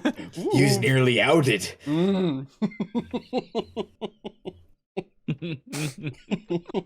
To have a handful of NPCs, all right, and then have social encounters ready with each of them, and even you can have them in different places, but you could move them as you need, as you see fit. If your players don't go where you expect, just move the NPC. They'll never be the wiser. Sure. And so for the hands method, that's why I called it hand. So you got a handful of NPC, and also, how can they lend you a hand? How are they going to lend a hand to the party or to the adventure? So those are 2 things. So with NPCs, and don't add an NPC really unless he plays a purpose, unless he lends a hand or she lends a hand. And finally, the last one. Well, I would also assume that hands also implies when they are detracting from that, right? I would hope so, at least, because you're not gonna have everybody be, helpful, but they still can move the plot forward, right? Yes. One is loot, because you need to have something to entice the players to go on this little quest. All right. So I'll get to the bonuses later. We'll leave that to the end. That's gonna be Yes, I want the bat plans so bad. A little plot hook for this, or the climax of this adventure, the loot, let's say. So let's start with the style. So I chose sword and sorcery. There's a bunch of different styles. I don't know. I'm not just going to list off the top of my head. I think that goes without saying too much. The hook, making it clear. So I think a lot of times you can draw this from fantasy tropes, like a guide the caravan, through a place, save the blank, kill the evil blank. Sure. So, and then just maybe try to throw a little hook in there. I mean, a twist in there if you want. So I had a wizard coup in the desert town of Zebian. So a wizard is trying to take over the town from the Sultan and become the new leader. All right. So the trope is just up like government politics stuff. Like some guy's trying to dethrone the king. King wants your help. All right. So then, what's the climax gonna be? The players are gonna kill the wizard. But also, alternatively, as I thought it out, thought maybe there could be a twist where if they want to side with the wizard, they could kill the sultan. So there's the climax: either kill the wizard or kill the sultan. Pretty clear. That's when the adventure ends, more or less.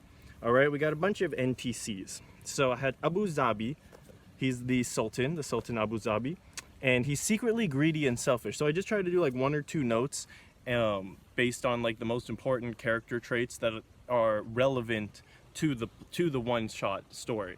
So the reason I said this reason I think this is relevant is because I wanted to have the element of the players are helping the Sultan, but they see. Okay, you know what? Actually, I should run you through the little five-part thing, and I'll introduce the NPCs in order, and you'll see how each of them plays a part in setting up this.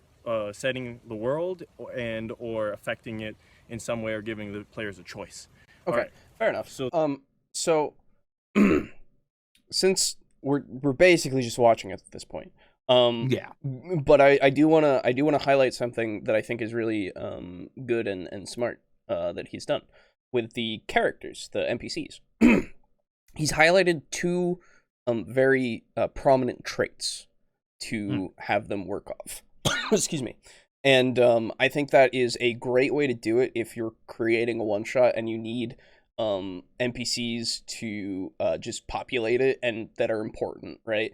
You give them 2 traits that are very, very prominent and that will show, and that is your character, basically. Like, you can do more with them if you need to, sure, but that is how you can base everything for that character on, and you have it quick and easy right there. We'll take the Sultan that he's already given. He was greedy, and I forgot the other trait. Because I heard greedy, and I was like, oh yeah, and then I heard another thing, and I was like, that's good.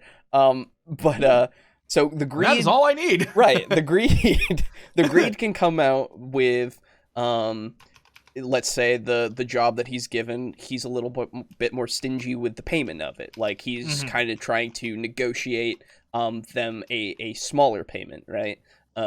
Saying, oh, I'm so glad you're coming to help me, but I was expecting maybe some people of a higher caliber. Maybe I was expecting you to be taller. Right. And so I'm thinking about that bounty or that payment that I posted with it. I think I'll take a couple hundred off because I think that I need. You haven't really earned it. Right, you haven't earned it. Maybe you'll get it at the end, if you do an exemplary job, right? Maybe. Right, exactly. Maybe. That wasn't necessarily the full payment that as promised. It was actually a potential full payment. You see, it's a really All right, Alejo, I'm gonna be for real with you. Yeah, what's up? I am like knee deep in job searching right now, which is kind of hard to do as a fresh college grad. I understand. And golly, you're filling me with anxiety. Yes, that's right. I would think you to not. Well, you're welcome. I'm sorry. But so you have that kind of aspect coming out as a very clear kind of thing that they understand. Oh, he's a bit of a stickler about the money. He's a little greedy. In fact, he wants you to make sure that let's say during this quest that you're making sure that everyone's okay. But you find out later on that he's really making sure so that they can continue to pay him his taxes, right? Something like that. It's more like you find out these things because he has that trait, right? And it makes it so easy for you to then understand or to plan out his actions and his interactions with the party, right? And you can do that for every single NPC, and I think that's great. The first thing they do, they're on the way to meet the Sultan, and there's a quick social encounter with a beggar, Balid, and he's basically like, "Can you spare some coin?"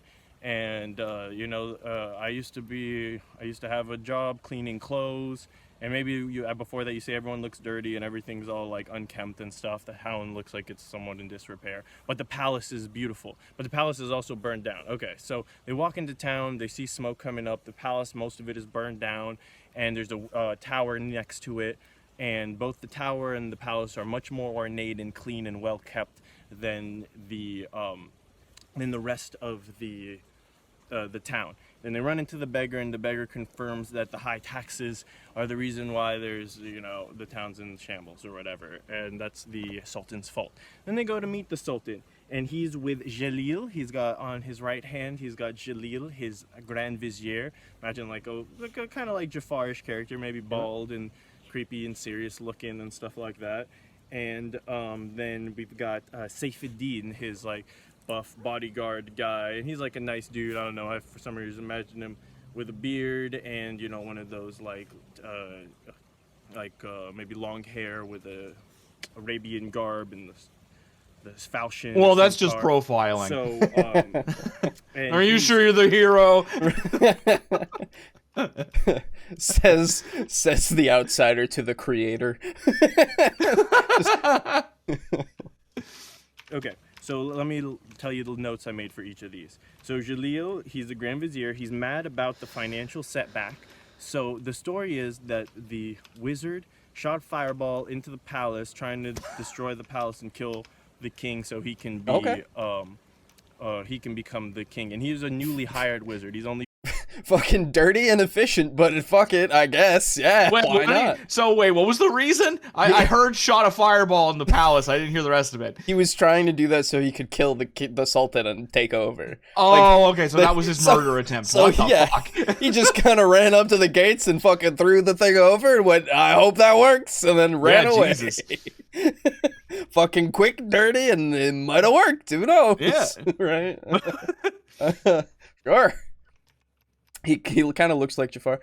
Kind of, a little bit. He'd been the wizard in this town. They built him a tower and hired him from somewhere else, paid him a lot of money to come here because Jalil and Abu Zabi, because they're kind of like on the same side, is eager to bring glory to Zebian and in extension himself as the vizier who brought this from a humble little whatever trading post town or just like a whatever town into like a glorious, like, ooh, let's visit Zebian. So, and he thinks the way to do this is to increase tourism, to create marvelous things, beautiful things that people will want to come and visit and see, and tourists will bring in money. So his angle is, well, the people have to pay taxes, but in the long run, it's going to help them because it's going to make a thriving city and we'll all prosper. All right? And Abu Zabi kind of just agrees with this, but secretly he's just greedy and selfish, and he wants to have a nice palace and spend money lavishly. Saifuddin, however, needs this job. He's got a big family, and he gets paid well to be the main bodyguard to Abu Zabi, but he secretly hates the Sultan. All right, so he doesn't want to lose his job, but also he has the trait of he's always honest. Okay, so if they say like, "Do you like the Sultan?" He'll say, "I have a job to do. My personal feelings are no regard in this matter." And then if they keep pressing him, or if somehow they roll a good persuasion check or something like that, he might say, "Well, the Sultan has been cruel, and it would be the Sultans before had not treated us in this way," or whatever, something like that. But either way, I have to just look out for my family first.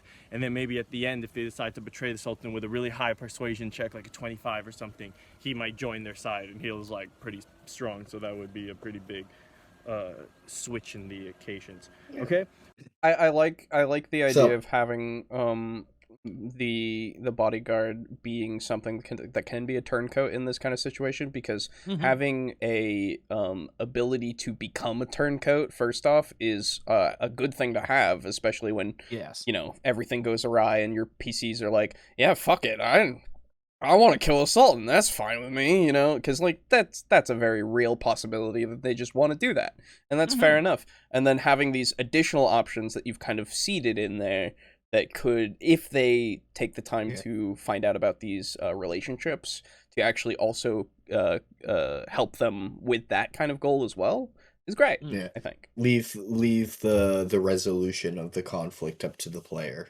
Exactly.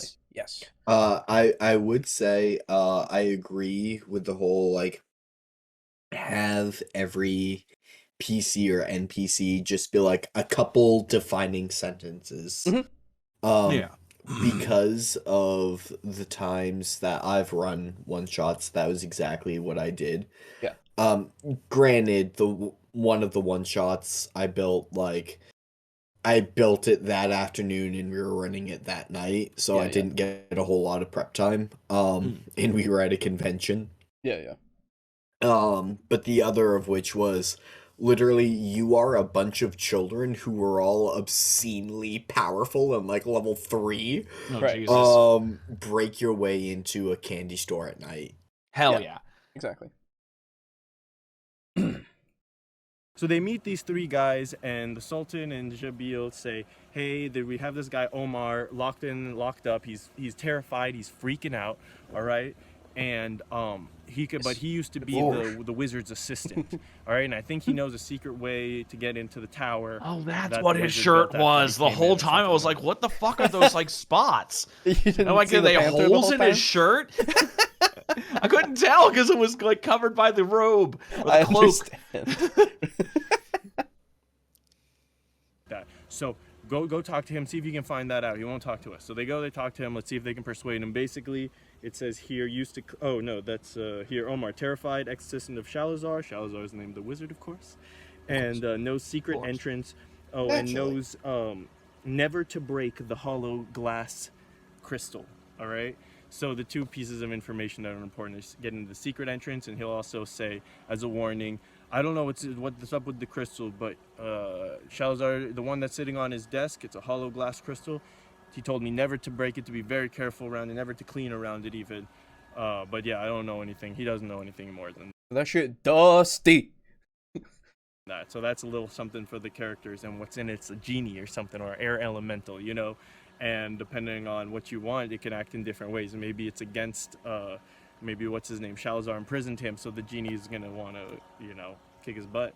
Or maybe it's an air elemental is just going to freak out and attack whoever's nearest or something like that. So I kind of have, it's an open-ended little something. I like to throw little something. Just try to sprinkle a little random bloop, bloop, bloop, bloop, wherever you see fit. Maybe okay, let's sprinkle something else right now. I agree. Yeah. I would so stat out the elemental. Yeah. Just in case 2 things potentially happen.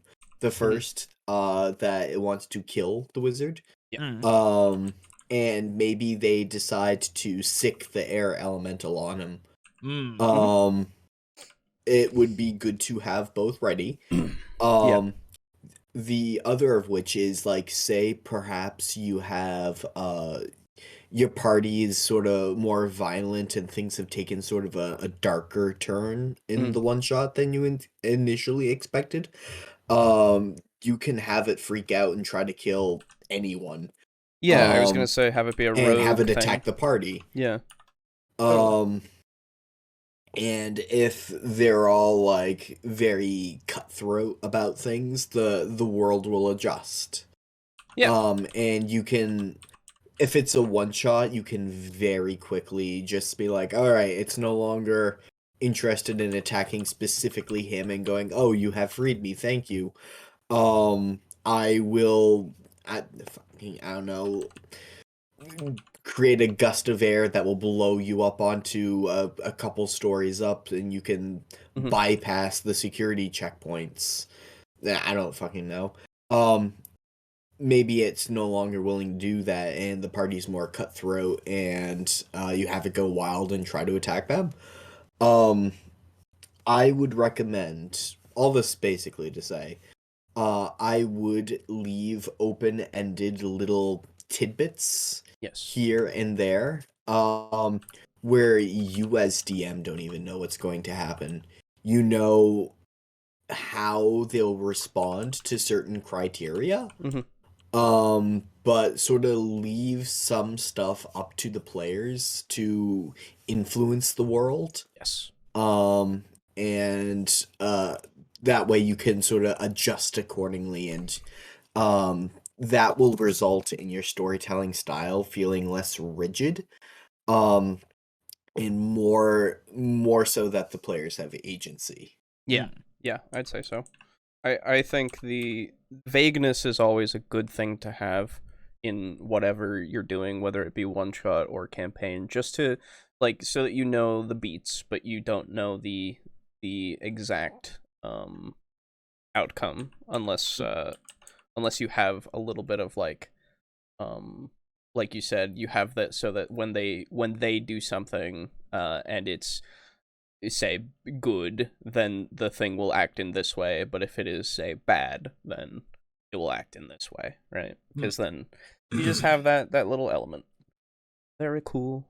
And it can make it more replayable too. If you ever run it again. Yeah. Yes. What if there's a rogue who also just who's sneaking into the palace, all right? So there's some rogues gonna take this opportunity. If you wanted to, you could. Oh no, that's gonna change the whole plot. I don't know, man. Just sprinkle stuff. A little. Try to think of things that won't change the whole plot, but will add an interesting element in between. All right. So then we create memorable moments. Got. Okay, so then they escorted him to Omar, and you find out the information or not. Oh, and then basically it'll be like he's easily intimidated, like 12 or 15 intimidation check, but it's hard to persuade him because he's so scared. So maybe to persuade is like 20 or 22 to try to persuade him. But if his life is in danger, if he feels his life in danger, he'll spill the beans because he's just a kind of a cowardly character. All right. Then so they find out the information and then they go to the tower. There's two ways in, either the secret entrance by the forest. You probably can't see the little pencil drawing, but there's a little secret entrance, goes underground. Bloop, you could have some whatever little creature in there, underground creature if you wanted. But otherwise, basically the idea is if they have to break down the door, they can break down the door with a strength check or some kind of fire or lockpick, whatever. It's just a regular door for the most part. If you wanted, that could be another place where you throw a little flair, like a trap. All right, that's a little extra something that's not going to affect the plot. If they get in, there's a stone stone warrior, and he's just like ready to attack. So he's gonna get the jump on them and get an ambush initiative or whatever if they come in through the front door. But if they go through the back entrance, they're gonna sneak up out a little crevice, and they're gonna see him standing looking at the door, and they can sneak up behind and maybe even just sneak by him. I didn't even think about that, but they could also attack. All right, I understand what you're doing, but your microphone, my man, it's in front. It's where the camera is. Yeah, sorry. Like, I get it. If you want to do that, you need to get a lapel mic. Yes, you need a lapel, and maybe he did get a lapel later on. I don't know, but this is an older video, as is, I think. Well, I don't know actually when it came out, but anyway, it's like back in Geek and Sundry days. So fucking 20 what? 18, 16, I think, or so. I don't know. Whatever Matt Mercer was putting able to tell you. Anyway. From behind and get the jump on him instead. How do you like that, Lord Mercer? Yes. All right. And then that's we're almost at the end. So then on the second level of the tower, we got Shalazar. And the counter with Shalazar, he's going to say, why do you want to attack me? And by the way, so what was the loot? Why did the Sultan even tell you guys to go on this journey? Good question. Right?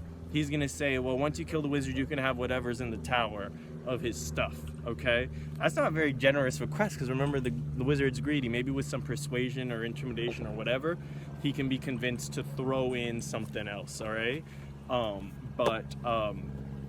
But yeah, so I wanted that kind of maybe him to come off as sleazy and a little bit like, even when he's saving his own town, he's still trying to save a buck.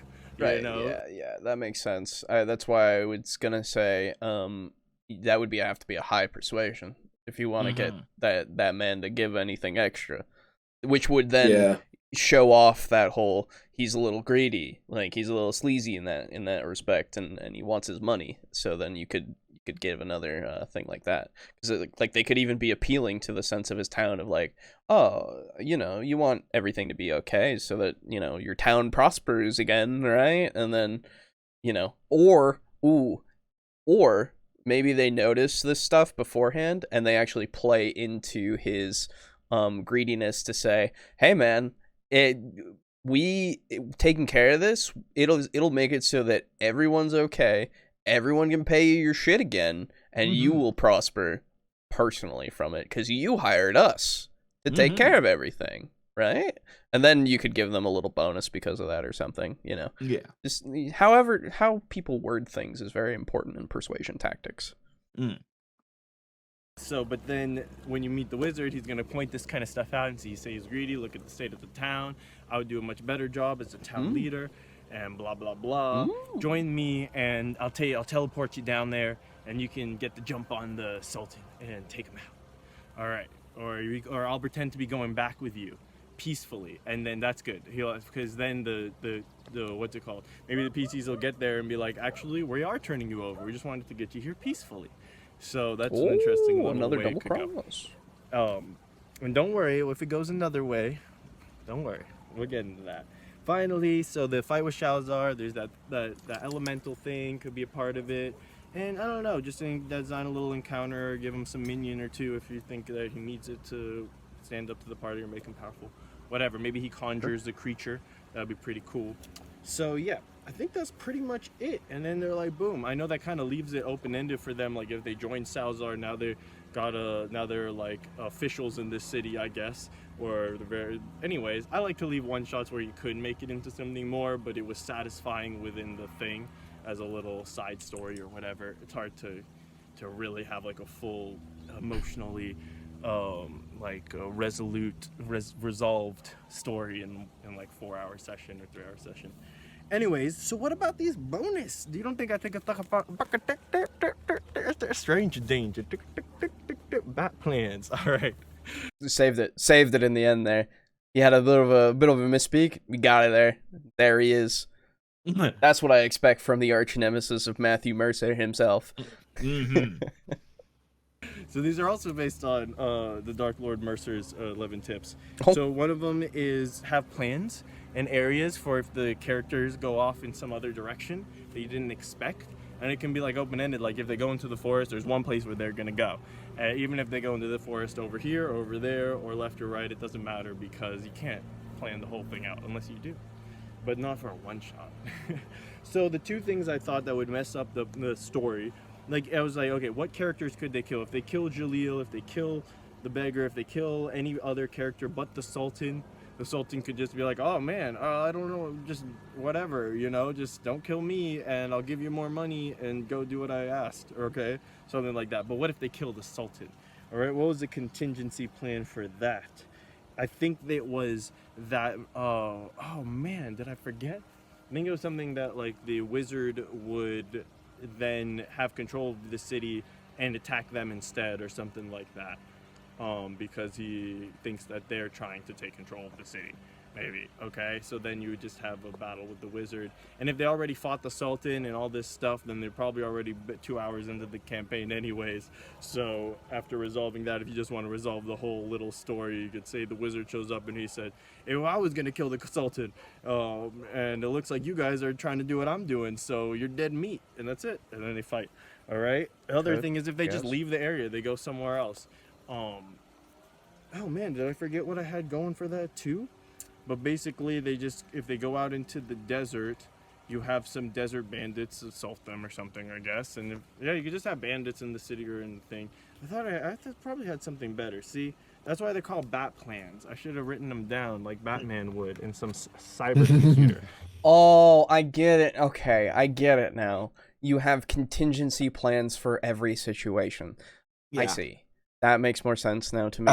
This whole time, I've been wondering like, how Batman like ties in and waiting for it. Well, I knew it wasn't going to be Batman. I just thought it was going to be something Batman-esque. Right? Yeah, that's what I was. Yeah, I didn't think it was going to be Batman either because it's just contingencies. If it was going to be Batman, anyway, like in the sense of just being a vigilante in the city, then I'd be like, oh, okay, sure. Sure, why not? Right? But but yeah, okay. Well, so this is the thing with like any adventure. This is where the flexibility comes in again. Just be flexible with it. However it's gonna go, it's gonna go, and you can probably repurpose this story that you've got here, to fit in wherever they want to go. That's not the city, but just make it a different like setting, if you will, right? Like, instead of it being the Sultan at this place, it is the leader of a bandit group in the wastes of the desert, right? That they are out there stealing from everyone all the time. Though that makes it a different adventure entirely, I guess. The cut and dry of like, that's the bandit guy. Get him. He's got a bunch of loot. It is always okay to kill the bandit guy. But you could make it so that they are friendly, in the sense of they're helping people along. Maybe they're not bandits then. They're a not nomadic, sorry. They're a set people in the wastes who have made a shelter and stuff for travelers in the desert. And the leader is your greedy sultan type, right? And somebody else has tried. You could have it be another wizard, or you could have it be a bandit person who's trying to, like, a bandit leader who's also in the desert. There you go. Who is trying to go against them, but he's only being called a bandit because he's going against this community. And then have the same kind of thing where if you go and talk to him, he's like, no, the guy's in charge of that place. He's a big asshole. Help me. Right? Like that's what you could do. So you could make it fit wherever. If you really need it to be that thing. Otherwise, man, they're just gonna go that way and you're gonna go fuck. Right? But I think with this kind of thing you can really fit it wherever. So it'll work out fine. Because Batman always has a contingency plan for every outcome. He's ready with a plan typed up in Google Docs. Right. All right, and then the last one is stranger danger, and I guess that's actually weird that it's last because it's probably maybe the first thing, but I didn't want to include it here because it's kind of more of a side note, I felt, than like a core thing. Is the Dark Lord Mercer was saying that you got to have, like, you don't want to have the whole tavern start where they don't know each other and have to get to know each other. He's saying it's rarely fun. I mean, I think it's kind of fun sometimes, but it is a big time waster, and it's not progressing the plot, or it's not as fun as the rest of the game. I think I can definitely agree on that. So, said don't start them off that way. Just have a reason why they know each other already, or have them meet for a specific purpose, and they're already just going to go and do that. So that's a thing. Don't have them be strangers at the beginning. That's the stranger danger. And the way I had this, that's stranger danger. I like it. By the emperor, they all were told to come quickly, to gather together or something, and they're being led by Jalil in the beginning. So I would make a quick caveat about this, and that is that in one-shots you can absolutely make your characters strangers to each other, but just have them have a very unified and structured reason for them to work together, even if they don't know each other. For reference, take Project Astatine, where none of us knew each other ahead of time. That's right. But we were all gathered by the organization and said, do this. Go. Granted, Project Astatine was supposed to be a one-shot and it became, what, a 6-shot? Yeah, it was 6. I never expected it to be just one. Yeah, no, I never do anymore, ever. That's just not in not our how style. our group does things. Yeah, we can't do one-shots. It's just, we are not programmed for one-shots. We want to take our time. It's just how it is. Yeah. And I'm good with that. I was gonna say, this also harkens back to your thing of having people make characters in tandem as well. Yes. In order to make it so that you don't have that whole stranger danger, as he's put it. It makes it a lot easier for them to bond that way. That is a good tip, not only for one shots, but just campaigns in general. Yes, exactly. Can talk to Jaleel a little, then the beggar. Oh, that would be cool, because then they can talk to the beggar, and Jaleel will be like, "Shut up, you don't know anything about politics." And the beggar would say, "You don't know anything about living in the streets." And then he would say, "The scavengerous scum." Don't call him a straight rat. God damn it. Pretty much. I think now that you know the style hook climax hands loot method, you're all the better for it. So until next time, peace, God bless, and stay fantastic, everyone. Oh, thanks. On nice one condition, you stay fantastic. Yeah, that's right. Cool. Well, yeah, I think that was fine. A few problems with delivery of the content. But that's fine. And structure formatting could have definitely benefited from the existence of a script. However, we are not here to discuss that. We're here to discuss TTRPG tips. And he delivered fairly good TTRPG tips, and his bits were on point. I liked his bits. Yes, they were funny. The Dark Lord Mercer always got a little fucking yeah. It's great. I think that could have spent a little bit more time on each of the steps there. Now, and I understand that he had already made reference to the video that Mercer had done. So I guess if you want a little bit more to those, maybe watch that one. But from a purely, I guess, educational standpoint in this video, it was lacking, I think, in that respect. But he gave examples, which did help a lot. So I'm happy about that. But yeah, I think it was fine overall. I think it was a funny little start and a good little watch through. All right, and that's it. I think. Yeah, that's that. That's the videos. Good job, everybody. We did it. Wow, we did it. All she watched. That's right. So we just have a comment to go over, and then we're good. Lux. Yeah, that's right. I knew it. So let me pull that up over here, and we will respond to it as we do. Bop, bop, and bop. There we go. All right. So this is on last week's episode. Lux says, I don't know if I have a lot to add to this one, but maybe I can propose a third approach to world building. I'll call it outside in. Excuse me. Basically, you start at the bottom and the top at the same time. Design the local area in detail for a single adventure to take place in. At the same time, you can come up with the gods and magic system of the world and draw up a map that shows the widest reaches of the world that you ever intend to involve with the game in any capacity. That way, you know how the world works at its most basic level, you know what countries are going to potentially have an influence on your story, and then you can concentrate on the local area where the story is actually going to happen.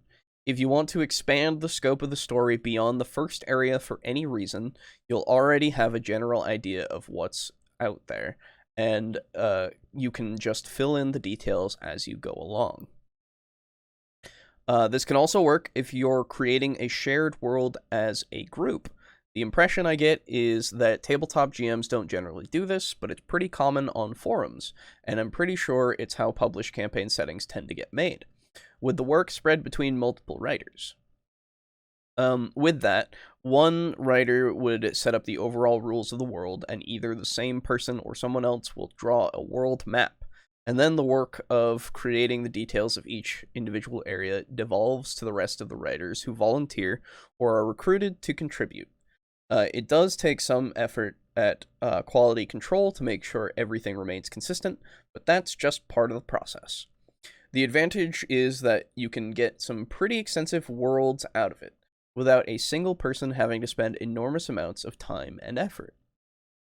Of course, for private tabletop groups, the work of world building is probably just going to be left to the GM, either because of the GM's own preference or because the players would rather stick to just playing. But it's worth being aware of as something you could do, if the group would be interested in doing it. And I'm tired this week, so there's the comment. I don't feel great about it, but it will maintain the Pax Diorum for this week, at least. It sure would be nice if people would show up to work when they're scheduled, though. Oh, that sucks, yep. Lux. Sorry. I know that feeling. A minor, very, very, very minor. I don't even know if I quite want to call it a contention. Okay. An addition?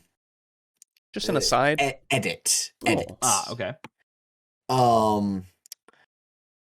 Instead of calling it the outside in method, but yes, I was also wondering. I would recommend, since you are intending on doing a little bit of develop, like on the farthest reaches, and then doing more and more development as you get closer and closer to your intended area, I would call it the ziggurat method. Oh, okay. Ziggurat. Gotta be fucking fancy, huh? Yeah. I could call it the pyramid method, but nah, ziggurat's a cooler word. Well, why not just call it the pyramid scheme then? You'll have a little bit more fun with it. That I like that. I also approve. There you go, Lux. It's the pyramid scheme to build world building. Well, that's it, everybody. Thank you very much for watching. And we're gonna head out in a second here. But I want to also say, Kana 7, don't worry, I've just ordered your rule book, so that will get to me, and I will sign it, and I will send it to these guys, and they will sign it, and then we'll send it off to you. Yes. So I'll let you know tomorrow. Get your information and stuff, and we'll be fucking shiny, dude. All right. So that being said, thank you again to the patrons. That being the 10 of you now. Draco Kraken, Mog Zero, Rick or Unit Rico, Slazer, Steely, Drake Cross, Chris, Frozen Spaghetti, Kill Chrono, and Lux. Thank you so much to all of you. All that shipping, yeah, don't worry about it. I got it. It'll be fine. So yeah, thank you so much. And of course, thank you out there for hanging out with us tonight. And if you're new, well, we do this fucking every week, so come hang out. And subscribe or whatever. Cool. We'll see you next week. Goodbye. Goodbye. We're closing for this week, but you can always give us money next week. Okay, well, you son of a bitch. Right at the end there.